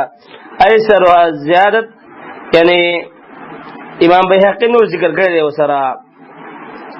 حدیث کې یو څو فواید. اول حدیث نه ثابت شوه چې د مسلمان په عزت باندې حمله کول او په دې کې د حد نه تیروتل د ټولو غټو ګناهونو نه غټه ګناه ده ځکه شارع دې ته د ټولو نه لوی سود ویلی دی. دې وجه نه کوم مسلمان چې د خپل حالت اصلاح کول خپل کارونه سمول او د حقوق العباد او تاوانونه خپل ځان هغه وباسل هغه له پکار دی چې د خپل مسلمان ورور په عزت باندې د حملې کولو نه په کلکه باندې ډډه وکړي د خپل ژبې حفاظت وکړي ولې چې نن سبا خلکو په دې باره کې ډېر زیاته چشمبوشي کړې ده او دا قانون دی چې د چا ژبه سمه شوه د هغه اندامونه به سم شي اعمال به یې ښایسته شي او د چا ژبه چې کږه شوه نو د دې اثر په اندامونو او د دې په ټولو اعمالو وکېږي او توفیق کوونکی صرف د الله رب العالمین دی. الله رب العالمین نه ما سوا بل څوک نشته. د دې وجې نه حدیث نه د سود ډېر زیاته خطرناکه او دغه خطرناکه بیماری او خطرناک مرض معلوم شو ځکه د دې کم اندازه دا وښودلی شوله چې انسان خپل مور سره زنا وکړي نعوذ بالله. ایسرها مثل ان ينكح الرجل امه. سوال دا دی د سود د ټولو نه کم اندازه خو دا ده چې یو انسان یوه ساعه ښې کجورې په 2 ساعه خرابو کجورو سره خرڅ کړي چې د دې یو ساعه او د دې بل 2 ساعه قیمت برابر شي او د دې باوجود رسول الله صلی الله علیه وسلم فرمایي چې د سود کم اندازه مور سره زنا کول دي. جواب دا دی په دې حدیث کې دا زیاتی جمله نه ثابت. د دې زیادت په باره کې شیخ فوزان فرمایي دا یوازې محمد ابن غالب زیات کړی دی او دا اگر که ثقه دی خو امام دارقطني فرمایي د ده نه په څو حدیثونو کې وهم واقع شوی دی. د دې تایید دا دی چې دا د ابن ماجه د دې حدیث په متن کې خلاف کړی دی. دویم دا حدیث امام طبراني د ابن مسعود رضی الله عنه موقوفا په دې الفاظ سره ذکر کړی دی چې الربا 70 بابا. د ابن مسعود رضی الله عنه دا حدیث موقوفا او مرفوعا دواړو طریقو سره د دې زیادت نه بغیر ثابت دی. دریم دا ده د دې حدیث په متن کې اختلاف واقع شوی دی ځکه کله 70 بابا ذکر کیږي او کله 73 او کله 75 او کله 35. څلورم د حدیث بعض امامانو د دې متن منکر ګڼلی دی ځکه امام بیهقي رحم الله فرمایي دا صحیح اسناد دی خو د دې سند هغه متن منکر دی او زما یقین دی چې دا وهم دی ګویا کې دا د ځینو راویانو نه یو سند په بل سند کې هغه دننه شوی دی. علامه ابن جوزی رحمه الله په دې موضوع باندې یو شمېر حدیثونه ذکر کړي او بیا فرمایي تا یاد لره چې دا حدیثونه په دې وجه ثابت نه دي چې د ګناهونو اندازه د هغې تاثیر نه معلومیږي او زنا نسبونه خرابوي میراث غیر مستحق ته اړوي او هسې قبایح پیدا کوي چې هغه د حرامو یو ناروا کار وي نو دې صحت هېڅ وجه نشته لهذا دا ثابت نه دی. الموضوعات دویم جلد صفحه 248 کې د تفصیل نقل کړی دی حدیث. دویم جواب دا دی دلته د ربا نه مراد مطلق زیاتی دی او حرام ربا نه ده مراده او مطلب دا دی چې د مسلمان په بېعزتي کې د زیاتی کولو څخه حد نه دی معلومه چې دونه حد کې ورته زیاتی نه کوي او دونه کې به کې نه حد نه دی معلوم. کله چې انسان شروع شي نو لګیا وي د خبرو هېڅ حد نه وي معلومه په خلاف د سودي مال نه چې د دې یو اندازه معلوم وي. کله انسان په سود باندې مال ورکړي خو هسې ورته اډو حاصل نشي اسی ورکړی وي خو د سره د یو روپۍ حاصل نشي مګر د مسلمان په عزت کې انسان په مخ روان وي زیاتې کې نو په دې وجه ورته د خپل مور سره د زنا نه هم لویه ګناه ویل شوې ده چې د سودي مال په نسبت په دې کې زیات او دغه ډېر زیادت دی لکه شرح د بلوغ المرام د ابن عثیمین رحمه الله هغه تفسیر کړی دی او هر چې ان ارب الربا جمله ده نو دا په صحیح سند سره ثابت ده لہذا او دغه جمله چې کومه ده نو دې کې د علماو اختلاف دی لہذا بعض علماو چې ثابت ده او بعض یې ثابت نه ده درجه د حدیث صحیح حدیث دی ابن ماجه نقل کړی دی حاکم دویم جل صفحه 29 کې صاحب الامام د بهقي نه هم جل 343 کې لہذا حدیث نه بس لنډه معنا نه حدیث نه دا معلومه شوه چې سود دا حرام کار دی مسلمان باید د سود نه ځان وساتي که دې سود نه مراد هر قسم سود مراد شي خدا حرام دی لکه څنګه چې د مسلمان به عزت حرام ده د مسلمان عزت لټول حرام دي دا څنګه سود حرام دي مسلمان باید دې نه ځان وساتي خپل رب ته متوجي شي خپل الله ته متوجي شي خپل قیامت ته متوجي شي خپل رب نه ویریږي او دا سود پری دي سود په وجه باندې انسان هغه ګناګاریږي او د سود په وجه باندې انسان هغه رب العالمین مخالف ګرځي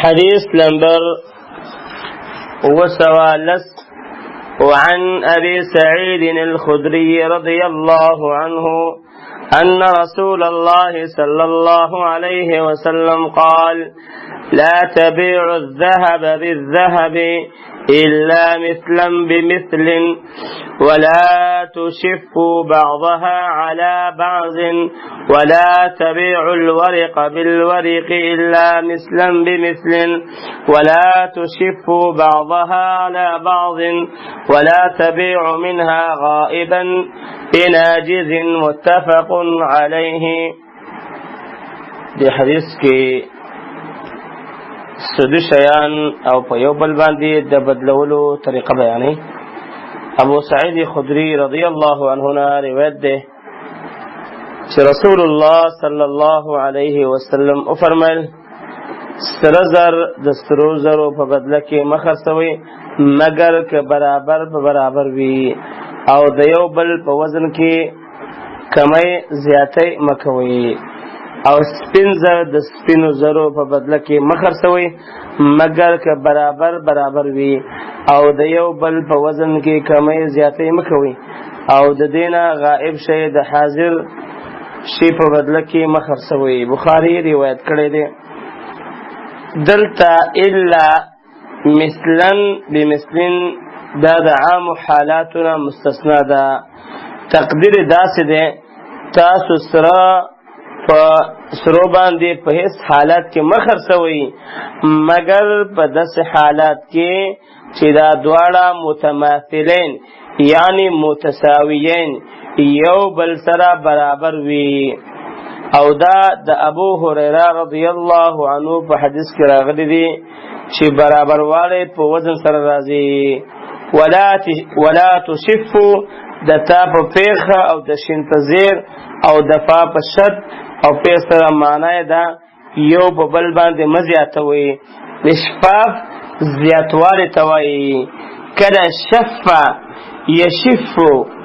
شفا یشفو کمواله ته هم وایي نو دا د ازداد نه ده کله په معنا د زیادت سره راځي او کله په معنا د کمواله سره راځي یعنی ازداد څخه شو چې ازداد ده نو کله په معنا د زیاتواله سره راغی او کله په معنا د کمواله سره هم راځي دارنګي مثلن بمثلن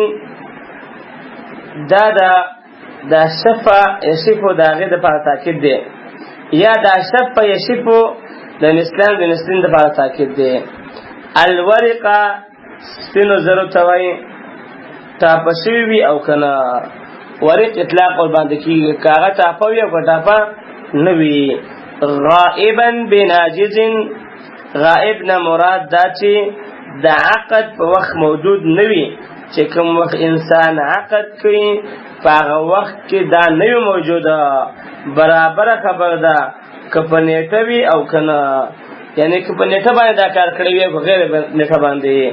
او د ناجز نه مراد حاضر دی او په دې کې د یو بل قبض کولو ته اشاره ده.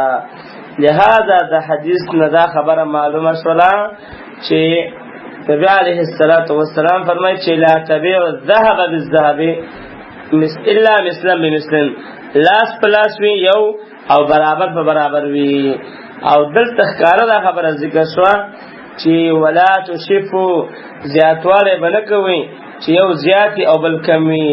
چې زیادت راغی نو بیا پکې فرق راغی او فرق مطلوب نه دی.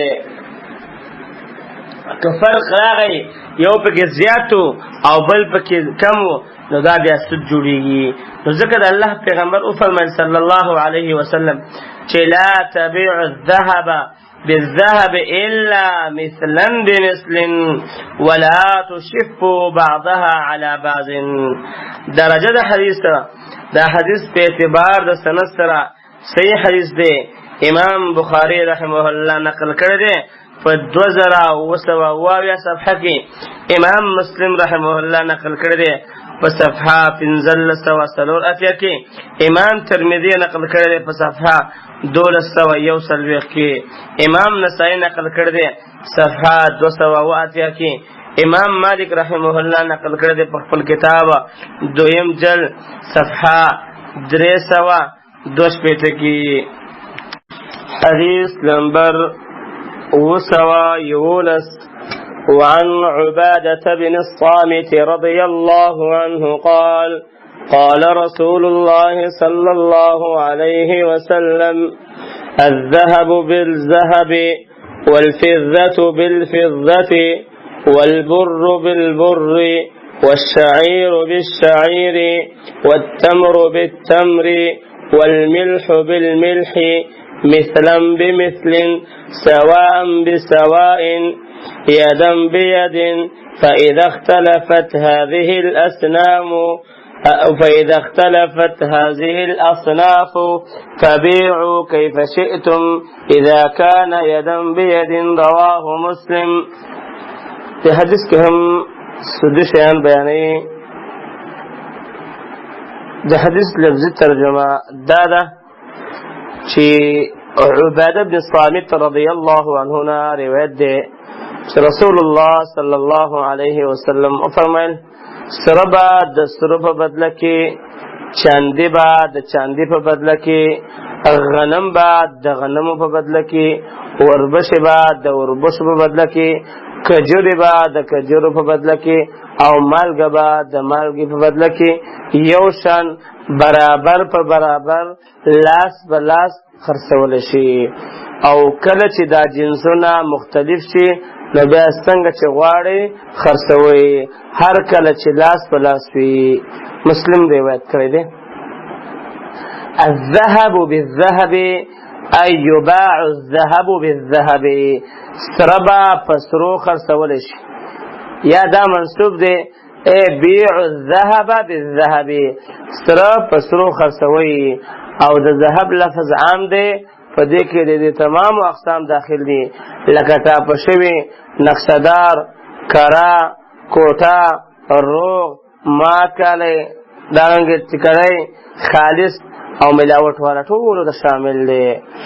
سواء بسواء دا د مثلا بمثل تاکید او پورا وضاحت دی. یدن بیدن، لاس بلاس، یعنی دا سودا په مجلس کې د جدا کېدو نه مخکې به دواړه یو د بل نه قبض کوي، چې مجلس نه لا جدا شوي نه وي او دوی به دا شی قبض کړی وي چې قبل فراق المجلس، د مجلس د جدا کېدو نه مخکې مراد دی. فبيعوا كيف شئتم، یعنی د کمیت په لحاظ برابر وي او که یو د بل نه زیات وي. د یدن بیدن قید لګول نه مراد دا دی چې په دې کې نقد د اصولي شرط ده چې نقد اصول کې خپل لاس ته هغه راوړي. بیا حدیث کې هم دا مسله معلومه شوه چې نبی علیه السلام موږ ته وضاحت وکړو چې ګوره دا شیان سره زر په سرو زرو باندې، سپین زر په سپینو زرو باندې، غنم په غنمو سره، وربشې په وربشې سره، دارنګې قجورې په قجورو باندې، مالګه په مالګه باندې، مثلا به مثلا سواهن به سواهن، لاس په لاس باندې. او چې کله لاس په لاس نه نو دا بیا سود حسابېږي او زیادت پکې سود دی. دې حدیث ته فواید درست روان دي انشاءالله. نو حدیث په اعتبار د سند سره صحیح حدیث دی. امام مسلم نقل کړی په صفحه 1580 کې، امام ابو داود نقل کړی په 3349 کې، دارنګه امام ترمذی نقل کړی دی په 1240 کې، امام نسائی نقل کړی په صفحه 240 کې، ابن ماجه نقل کړی دی په 2255 کې، امام احمد نقل کړی دی په 5 جلد صفحه 314 کې. حدیث په اعتبار د سند سره صحیح حدیث دی.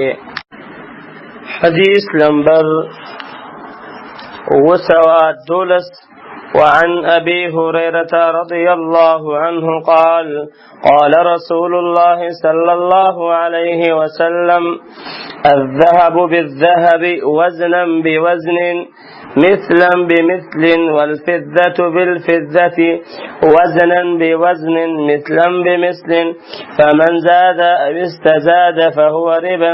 رواه مسلم. دي حدیث کے ہم سدو شیان بیانی. ابو هريره رضی اللہ عنہ نے روایت دے کہ رسول اللہ صلی اللہ علیہ وسلم فرمائے سربا دسترو په بدله کې په وزن او معیار کې برابر وي، او چاندی با د چاندی په بدله کې په وزن او معیار کې برابر وي. نو څوک چې زیاتې ورکړي یا زیاتې وغواړي نو دا به سود وي. مسلم روایت کړی. فمن زاد استزاد یعنی چا چې په یو جنس کې زیاتې ورکړه او یا زیاتې طلب کړه نو دا زیاتې شی دا سود دی. د دې درې واړو حدیثونو نه په یو موضوع کې راغلي دي. مصنف اول د ابو سعید خدری رضی الله عنه حدیث ذکر کړ ځکه چې دا متفقون علیه حدیث دی، خو چونکې په دې کې صرف د ذهب او فضه حکم شو، په دې وجه نه دې پسې بیا د عباده بن صامت رضی الله عنه حدیث ذکر کړ چې د اشیاء سته او ربوی او بارکه جامع حدیث دی. او وروسته بیا د ابو هريره رضی الله عنه حدیث ذکر کړ چې په دې کې اشاره ده چې کله د ربوی شي جنس یو وي نو د دې دواړو ترمنځ مطلوبه مساوات به په شرعي معیار سره وي. د دې درې واړو حدیثونو معلومه شوه چې ربوی اشیاء یعنی هغه مالونه چې په هغه کې سود جاری کېږي دا شپږ دي: سره، سپین، غنم، وربشې، کجورې او مالګه. د علماء په اتفاق سره په دې شیانو کې سود جاری کېږي. او د دې نه په سوا کې نو دې کې د علماء اختلاف دی. وروسته به راشي. د دې تفصیل دا دی چې کله ربوي شی په خپل جنس سره خرڅولی شي لکه غنم په غنمو یا کجوره په کجوره یا سره په سرو باندې دا خرڅول صرف په دوه شرطونو باندې صحیح دي.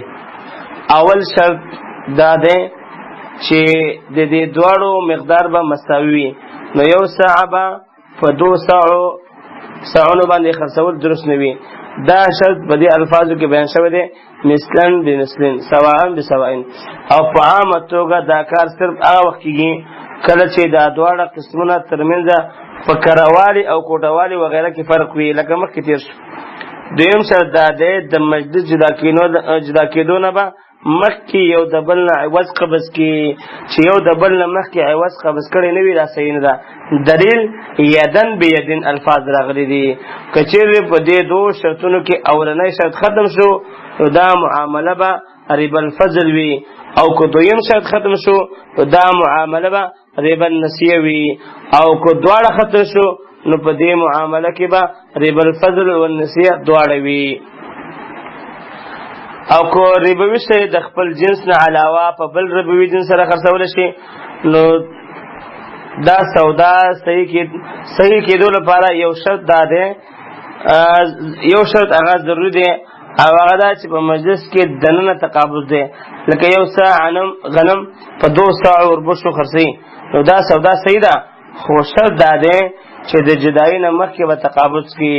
دا شان که سعودي ریالونه په پاکستانو روپو خرڅي جنس بدل شو نو دواړه طرفو ته به پیسې هغه زیات وي، او کمی سودا صحیح ده خو شرط دا دی چې په مجلس کې به تقابض کې دې دلیل دا حدیث دی چې فاذا اختلفت هذه الاصناف فبيعوا كيف شئتم اذا كان يدا بيد او کلاس پلاس نشي نو بیا دا معامله ربا النسیه ده او که ثمنین یعنی ذهب او فضه بغیر ثمنین خرڅي لکه غنم پسرو زرو یا وربشي پسبینو زرو نو بیا دا بیع مطلقاً سیده نه به تساوی شرسته او نه تقابض حاصل ده چې دلته درې صورتونه دي اول ذهب په ذهب فضه په فضه خرڅول دویم ذهب په فضه خرڅول دریم ذهب یا فضه په باقی سرو کې په یو جنس خرڅول نو په اول صورت کې د سودا د صحت لپاره دوه شرط ضروري دي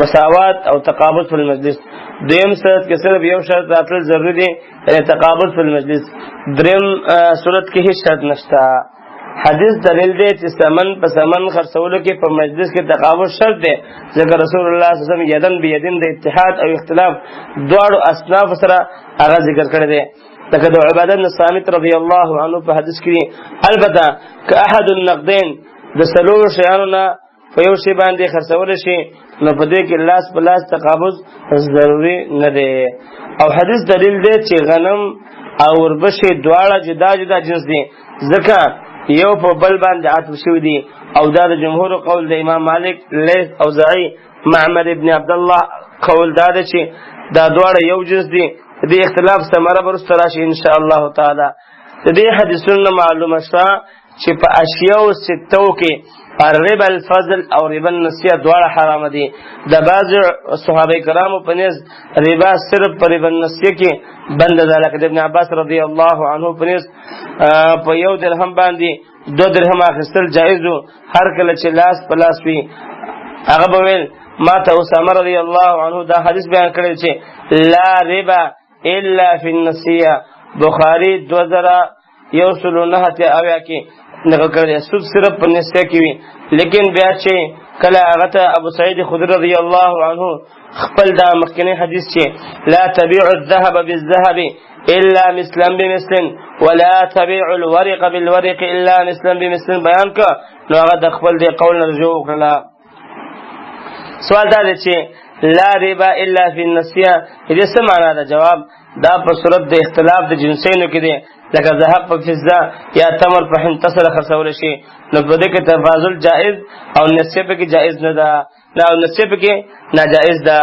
او یا دا معنا چې سخت او مضبوطه ربا دا ربا نسیه ده لکه عرب وایي لا عالم الا زید یعنی عالم خو صرف زید دی دا هغه وخت وایي چې کله د زید علم زیات او مضبوط وي اگر که په دغه علاقه کې نور علما هم موجود دي نو دلته هم لا ربا الا فی النسیه مطلب دا دی چې اصل ربا دا ربا النسیه ده اگر که ربا الفضل هم ربا ده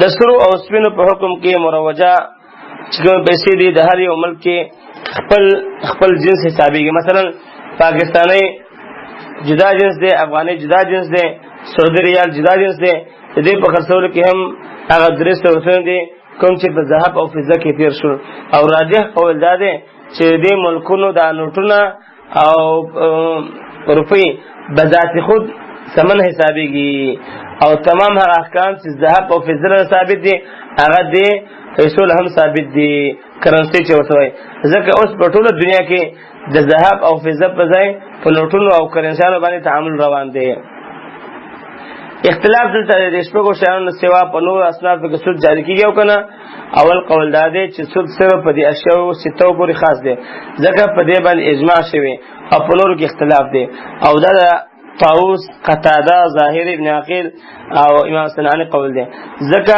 په دې باب کې چې قیاس والو کوم علتونه خذل شوی دي نو هغه د زیات اختلاف د وجه یو د بل په مقابله کې دي او علت لبل باندې ترجیح نشته دیم د اکثر علماء په نسبت د اشیاء او ستو باندې نو شان هم قیاس دي او بیا د علت پر خپلو کې بشماره مذاهب او اقوال دي هر چا د خپل رائے مطابق په دې اشیاء او ستو کې علت راځي کړی دی والله اعلم په دې حدیثونو کې په دې اشیاء او ستو کې چې کله جنس یو وي د زیاتی خرڅولو نه منع راغلی ده او هر چې په قرض کې زیاتی ورکول دي نو دا جائز دي مثلا یو تن د چانه زر روپۍ قرض واخلي او بیا ورته بطور احسان څه د پاس زر روپۍ ورکړي، یا یو دړۍ غنم قرض اخیستی او بیا ورته څه د پاسه 3 دړۍ ورکړي، نو دا کار جایز دی او په دې کې د مسلمان سره ښېګړه ده په دې شرط چې د قرض ورکولو په وخت کې دا زیادت هغه شرط کړی نه وي چې دومره روپۍ ماته راکړې، چې هغه زیادت شرط کړی نه وي نو بیا ورله ورکولی شي. او که هغه دا وویل چې دا نه به راکړې 10 منه غنم درکوم 11 به راکړې یا 12 منه غنم درکوم 15 منه به راکړې، نو دقه بیا سود کې حسابېږي، دا بیا جایز نه دی. مثلا دا د یو سړی وایي چې ما تا ته 10,000 روپۍ قرض درکړی دی، خو چې کله ته ما ته قرض راکړې ته ما ته به 11,000 روپۍ قرض راکړې 11,000 روپۍ راکړې، ولې؟ نو دا کوم چې ته 1000 روپۍ اضافه دی دا په سود کې حسابېږي. درجه د حدیث صحیح حدیث دی، امام مسلم، ابن ماجه، نسائی نقل کړی دی، امام احمد هم نقل کړی دی. حدیث نمبر 214 وعن أبي سعيد وأبي هريرة رضي الله عنه أن رسول الله صلى الله عليه وسلم استعمل رجلا على خيبر فجاءه بتمر جنيب فقال رسول الله صلى الله عليه وسلم أكل تمر خيبر هكذا؟ فقال لا والله يا رسول الله إنا لنأخذ الصاع من هذا بالصاعين والثلاثة. فقال رسول الله صلى الله عليه وسلم لا تفعل، بع الجمع بالدراهم ثم ابتع بالدراهم جنيبا. فقال في الميزان مثل ذلك متفق عليه ولمسلم وكذلك الميزان. یہ حدیث کی د یو جنس ته په 2 نوع شیانو کې زیاتې کول حرام دي، چې جنس وي او په 2 نوعو کې زیاتې وشي. ابو سعید خدری رضی الله عنه او ابو هریره رضی الله عنه نه روایت ده چې رسول الله صلی الله علیه وسلم یو سړی په خیبر باندې عامل والی مقرر کړو، نو هغه نبی علیه الصلاۃ والسلام ډېر عمده کجورې راوړي. رسول الله صلی الله علیه وسلم فرمایي آیا د خیبر ټولې کجورې داسې دي؟ هغه ارزقنا، قسم په الله یا رسول الله موږ د دې عمده کجور نه 1 ساعه د نورو کجورو 2 ساعونه په عوض کې او د دې 2 ساعونه د نورو کجورو د 3 ساعونه په عوض کې حاصلو. رسول الله صلی الله علیه وسلم فرمایل دا سیمه کوا بلکې ردی کجوري په روپو خرڅوا او بیا په روپو باندې عمده کجوري اخلا. او یې فرمایل تلل کېدونکي شیان هم د دې په شان دي چې کوم شی تلل کېږي. بخاري مسلم روایت کړی دی. استعمل رجلون یو سړی عامل او گورنر مقرر کړی او دا سړی سواد ابن غزیه دی چې د انصارو د بني عدی بن نجار قبیله سره تعلق لرلو. علی خیبر د مدینې نه شمالي اړخ ته تقریبا 115 کیلومتره هغه 115 کیلومتره تقریبا لري دی. تقریبا ډېر مزیدار د کجور علاقه د شنه زرعي فصلي والا ځای ده. په دې کې به یهود اوسېدل. نبي علیه الصلاۃ والسلام چې د مدینې یهود جلا وطن کړل نو هغوی دلته عباس شول. بیا چې کله په 9 کال د هجرت نبي علیه الصلاۃ والسلام د خیبر قلعه فتح کړله نو دا علاقه د مسلمانانو شوله او یهودو د نبي صلی الله علیه وسلم نه دا غوښتنه وکړه چې دوی دلته پاتې کړی شي او دوی به مسلمانانو ته د دې د ځمکو ټکسونه ورکوي او د دې په آمدنیو کې به برخه ورکوي. نو نبي علیه الصلاۃ والسلام د دوی دا درخواست ومنلو. د دې خیبر د غلو او فصلونو په وجه مسلمانانو ډېر فراخي وموندله او ښه په ښه ډماړه شول. ماشاءالله هر څه به فراخ شو الحمدلله علی ذلک. جنیب کرا او مزیدارې کجورې چې نور قسمونه ورسره خلط نه وي. لا تفعل دا کار مه کوه چې په ډېرو کجورو سره لږې کجورې اخلي، ځکه د کجورو اقسام اگر که جدا جدا دي خو چونکې جنس یو دی نو په دې دواړو عوضونو کې د جنس د یووالي په وجه برابروالی هغه ضروري دی. الجمع هغه کجورې چې د مختلف قسمه کجورو نه راجمع شوي ردي کجورې. ابتاع اخلا یا ابتاع اخلا. فقال فی الميزان مثل ذلك، یعنی کوم شیان چې په وزن سره خرڅول شي کله چې هغه په خپل جنس سره خرڅېږي نو په دې کې هغه شیان دغه شان خبره ده څنګه چې په پیمانه کې دوه شیانو کې کړی ده هغه دا چې د دې خرڅول هم په زیادت سره جائز نه دی د میزان نه مراد موزون تر شوی شی دی حدیث کې یو څو فواید اول حدیث ته ثابت شوه چې د یو جنس په دوه قسمه ربیو شیانو کې په یو بل باندې زیاتې کول جائز دي لکه کجوره غنم وغیرہ یو سا کجوري په 200 کجوره باندې خرڅول جائز دي اگر یو طرف ته کجوري وي او بل طرف ته خرابي بلکې په دې دواړو کې تساوي او تماثل ضروري دي اته د بخاری په روایت کې راځي ولکن مثلا بمثل دا دواړه به یو شان دي په دې کې حکمت د ربا دروازه بندول دي ځکه کله یو جنس په دوه قسم شیانو کې تفاضل جائز شي نو دا په هر یو شي کې ربا کول ته ورسیږي بل دا چې کدا اعلی او ادنا ترمنځ اختلاف هم دی یو شی مطلب دا چې اعلی او اج اختلاف هم دی خو لیکن جنس خو یو دی کنه ټول کجوري یو جنس دی یا په دې کې مختلف قسمه دي اعلی ادنا او درمیانه او مختلف نمونه لري دا ټول غنم یو جنس دی او د دې هم ګڼ قسمونه دي سره غنم سپین غنم او دا سنور كذلك الميزان معلومه شو چې په اشیاء او ستو کې د هر موزون شي دا حکم دی چې د دې د یو جنس په دوه قسمونو کې تفاضل او زیاتې کول حرام دي د موزون شي مثال لکه ذهب فضه او هغه شیان چې تلکی او سود په کې جاری کیږي دا دوه شیان چې یو په بل باندې خرڅيږي نو دواړو کې برابر واله شرط دی دغه حدیث نه معلومه شوه چې مفتی له پکا دی چې کله هغه نه د حرام شي هغه پښتنه وشي نو هغه پکا دی چې سائل ته دې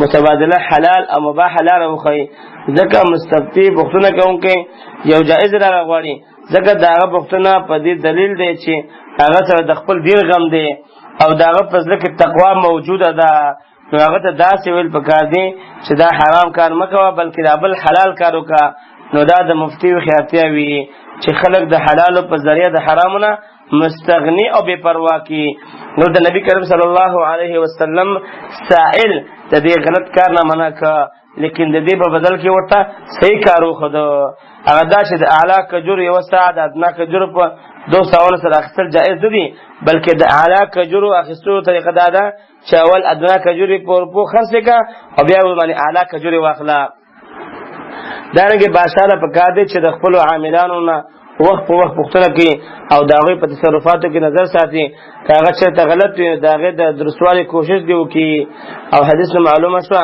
چې ښه خوراکونه کول او د دې تیارول جائز دي او د تقوا خلاف نه دی داږي معلومه شو چې څوک یو غلط تصرف کوي نو هغه دې دراتلونکي وخت لپاره منه کې پاد شو ماضي زمانہ نو هغه سره د کار نه لري بل تیر په تیر آینده روزګار معاملات په کار شي آینده باید سم شي ځکه کوم غلط کار چې په دې شوی زمانہ کې کړی دی هغه د جهل او ناپوهي په وجه کړی دی په دې کې هغه معذور دی لیکن اوس چې خبر شو نو دې نه پس بیا عذر پاتې نشو دې باید خپل آینده اعمال برابر کی درجه د حدیث صحیح حدیث دی د حدیث امام بخاری نقل کړی دی په صفحه 2302 کې امام مسلم رحمه الله نقل کړی دی په صفحه 1593 کې امام مالک نقل کړی دی دویم جلد صفحه 623 کې او دا بخاری هم روایت کړی دی نو حدیث په اعتبار د سند سره صحیح حدیث دی او حدیث لخکاره معلومه شوه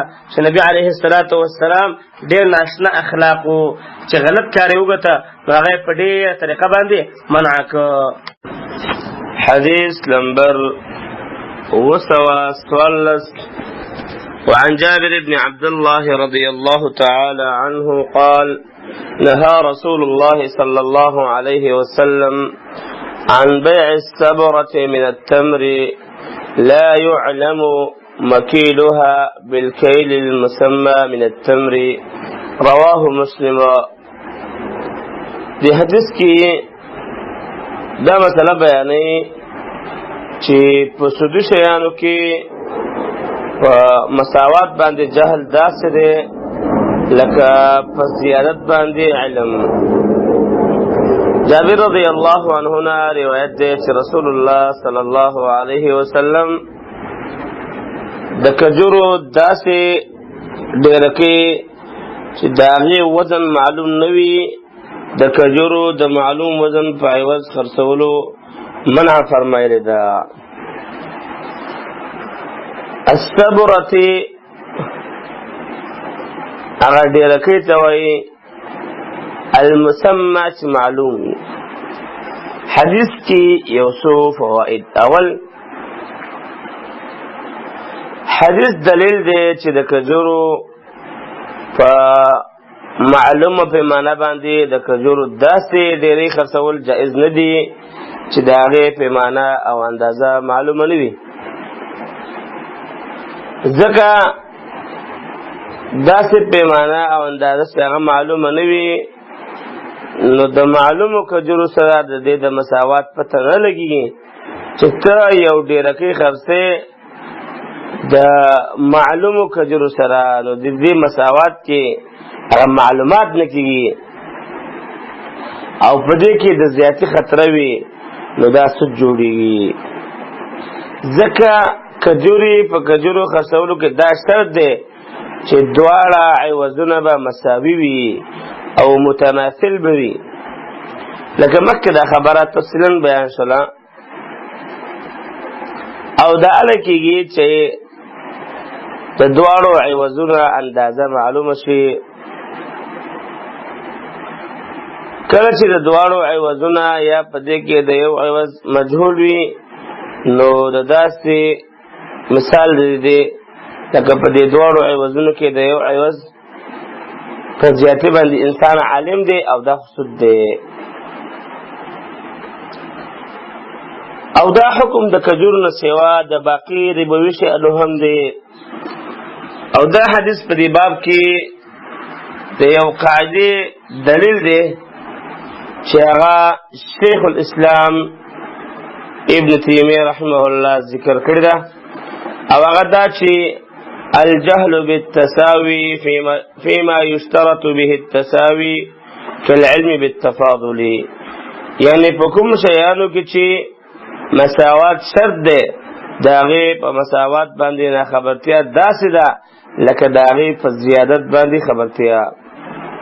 الفتاوی 15 جلد 338 کې نقل کړې ده، دارنګه 30 جلد 350 کې، دارنګه 9 جلد صفحه 328 کې او 350 کې.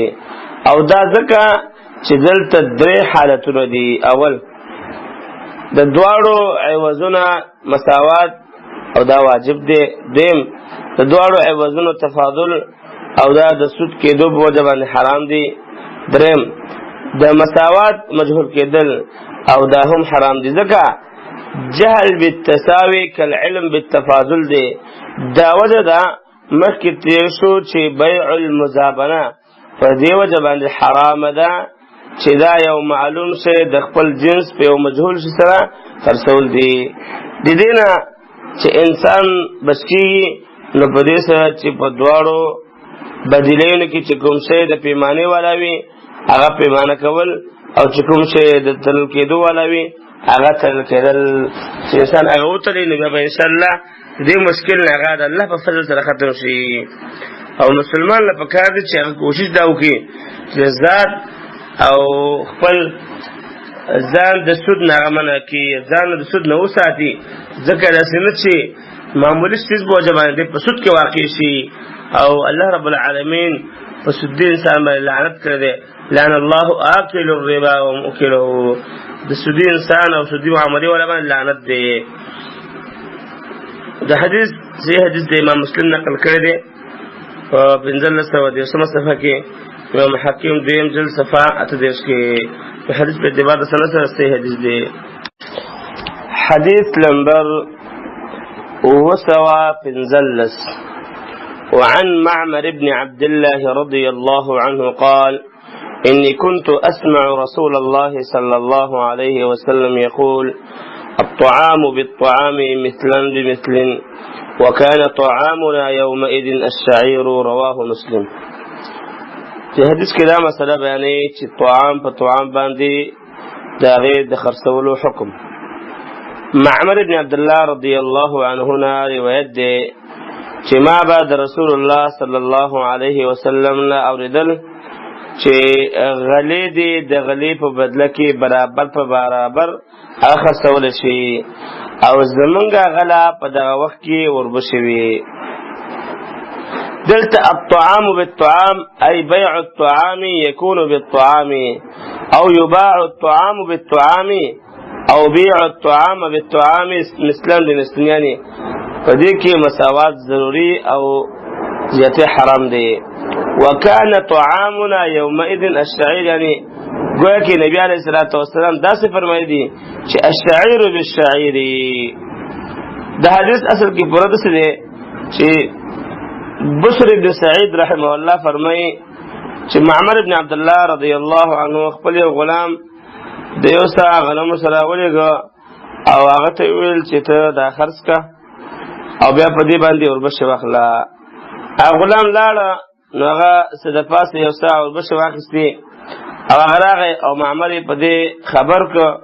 معمر ته فرمایل دا کار دی ولې کړی دی، لاړ شه او دا واپس کا او دواړه عوضونه سره برابر کړي، یعنی د یو ساعت بدل کې صرف یو ساعت واخلا. ځکه ما به د رسول الله صلی الله علیه وسلم نه اوریدل تر اخره به د حدیث ته ویل. هغه ته چا ویل چې دا غنم خو د وربشو په شان نه دي، دواړو خو جنس بدل دی. هغه فرمایل زه د دې نه یریږم چې اسنه دا شی ته یو شان وي. مسلم صفحه 1592 کې نقل کړی. حدیث کې یو څو فواید. اول حدیث نه ثابت شوه چې طعام یعنی غنم وربشي چې کله په طعام سره خرڅول شي نو په دې کې به تماثل او مساوات ضروري وي، او که د یو جنس طعام د بل جنس په طعام خرڅي لکه غنم په وربشو خرڅي نو په دې کې بیا تماثل او مساوات ضروري نه دی، بلکې تفاضل او زیادت هم پکې جایز دی. البته تقابض یعنی لاس بلاس والے پکې شرط دی. دا خبره د عباده بن صامت رضی الله عنه په حدیث کې مخکې تېره شوله. دویمه فائده په دې حدیث کې دا ده چې دې حدیث نه بعض علماء لکه امام مالک رحمه الله، امام اوزاعی رحمه الله دا معلومه کړي چې غنم او وربش یو جنس دی، ځکه په دې کې د طعام ویل شوی او طعام غنم او وربشو دواړو ته شامل دی.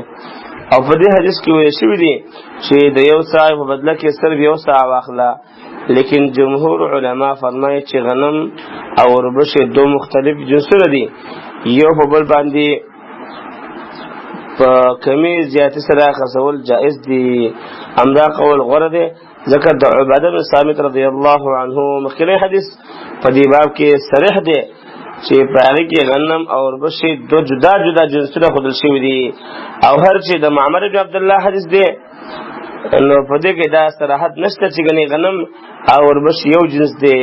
دې کې صرف معمر رضی الله عنه دې دواړو د مشابهت نه یریدل دي چې اسنه دا دواړه چې یو شان نوي، نو دا د دوی احتیاط دی. او یا ظاهر دا ده چې دا دوی اجتهاد دي. المفهم سلوون جل صفحه 301 اتیا کې تفصیل نقل کړ دی. ثمره د اختلاف د جمهور او د امام مالک رحمه الله د مذهبونو ترمنځ دا ده چې د جمهور په قول غنم په وربش باندې په کمی یا زیاتی سره خرڅول جایز دي، او د امام احمد رحمه الله پرهیز ناجایز دي. والله اعلم. درجه حدیث صحیح حدیث دی، امام مسلم نقل کړی دی په 1592 کې. دارنګي امام احمد شپږم جلد صفحه 300 کې نقل کړی دی. امام دارقطنی نقل کړی دی په دریم جلد صفحه 3 کې. امام بیهقی رحمه الله نقل کړی دی په 5 جلد صفحه 283 کې. نو حدیث په اعتبار د سند سره هغه صحیح حدیث دی، او دا مسله ورنښکاره شوله چې سود نه باید مسلمان ځان وساتي.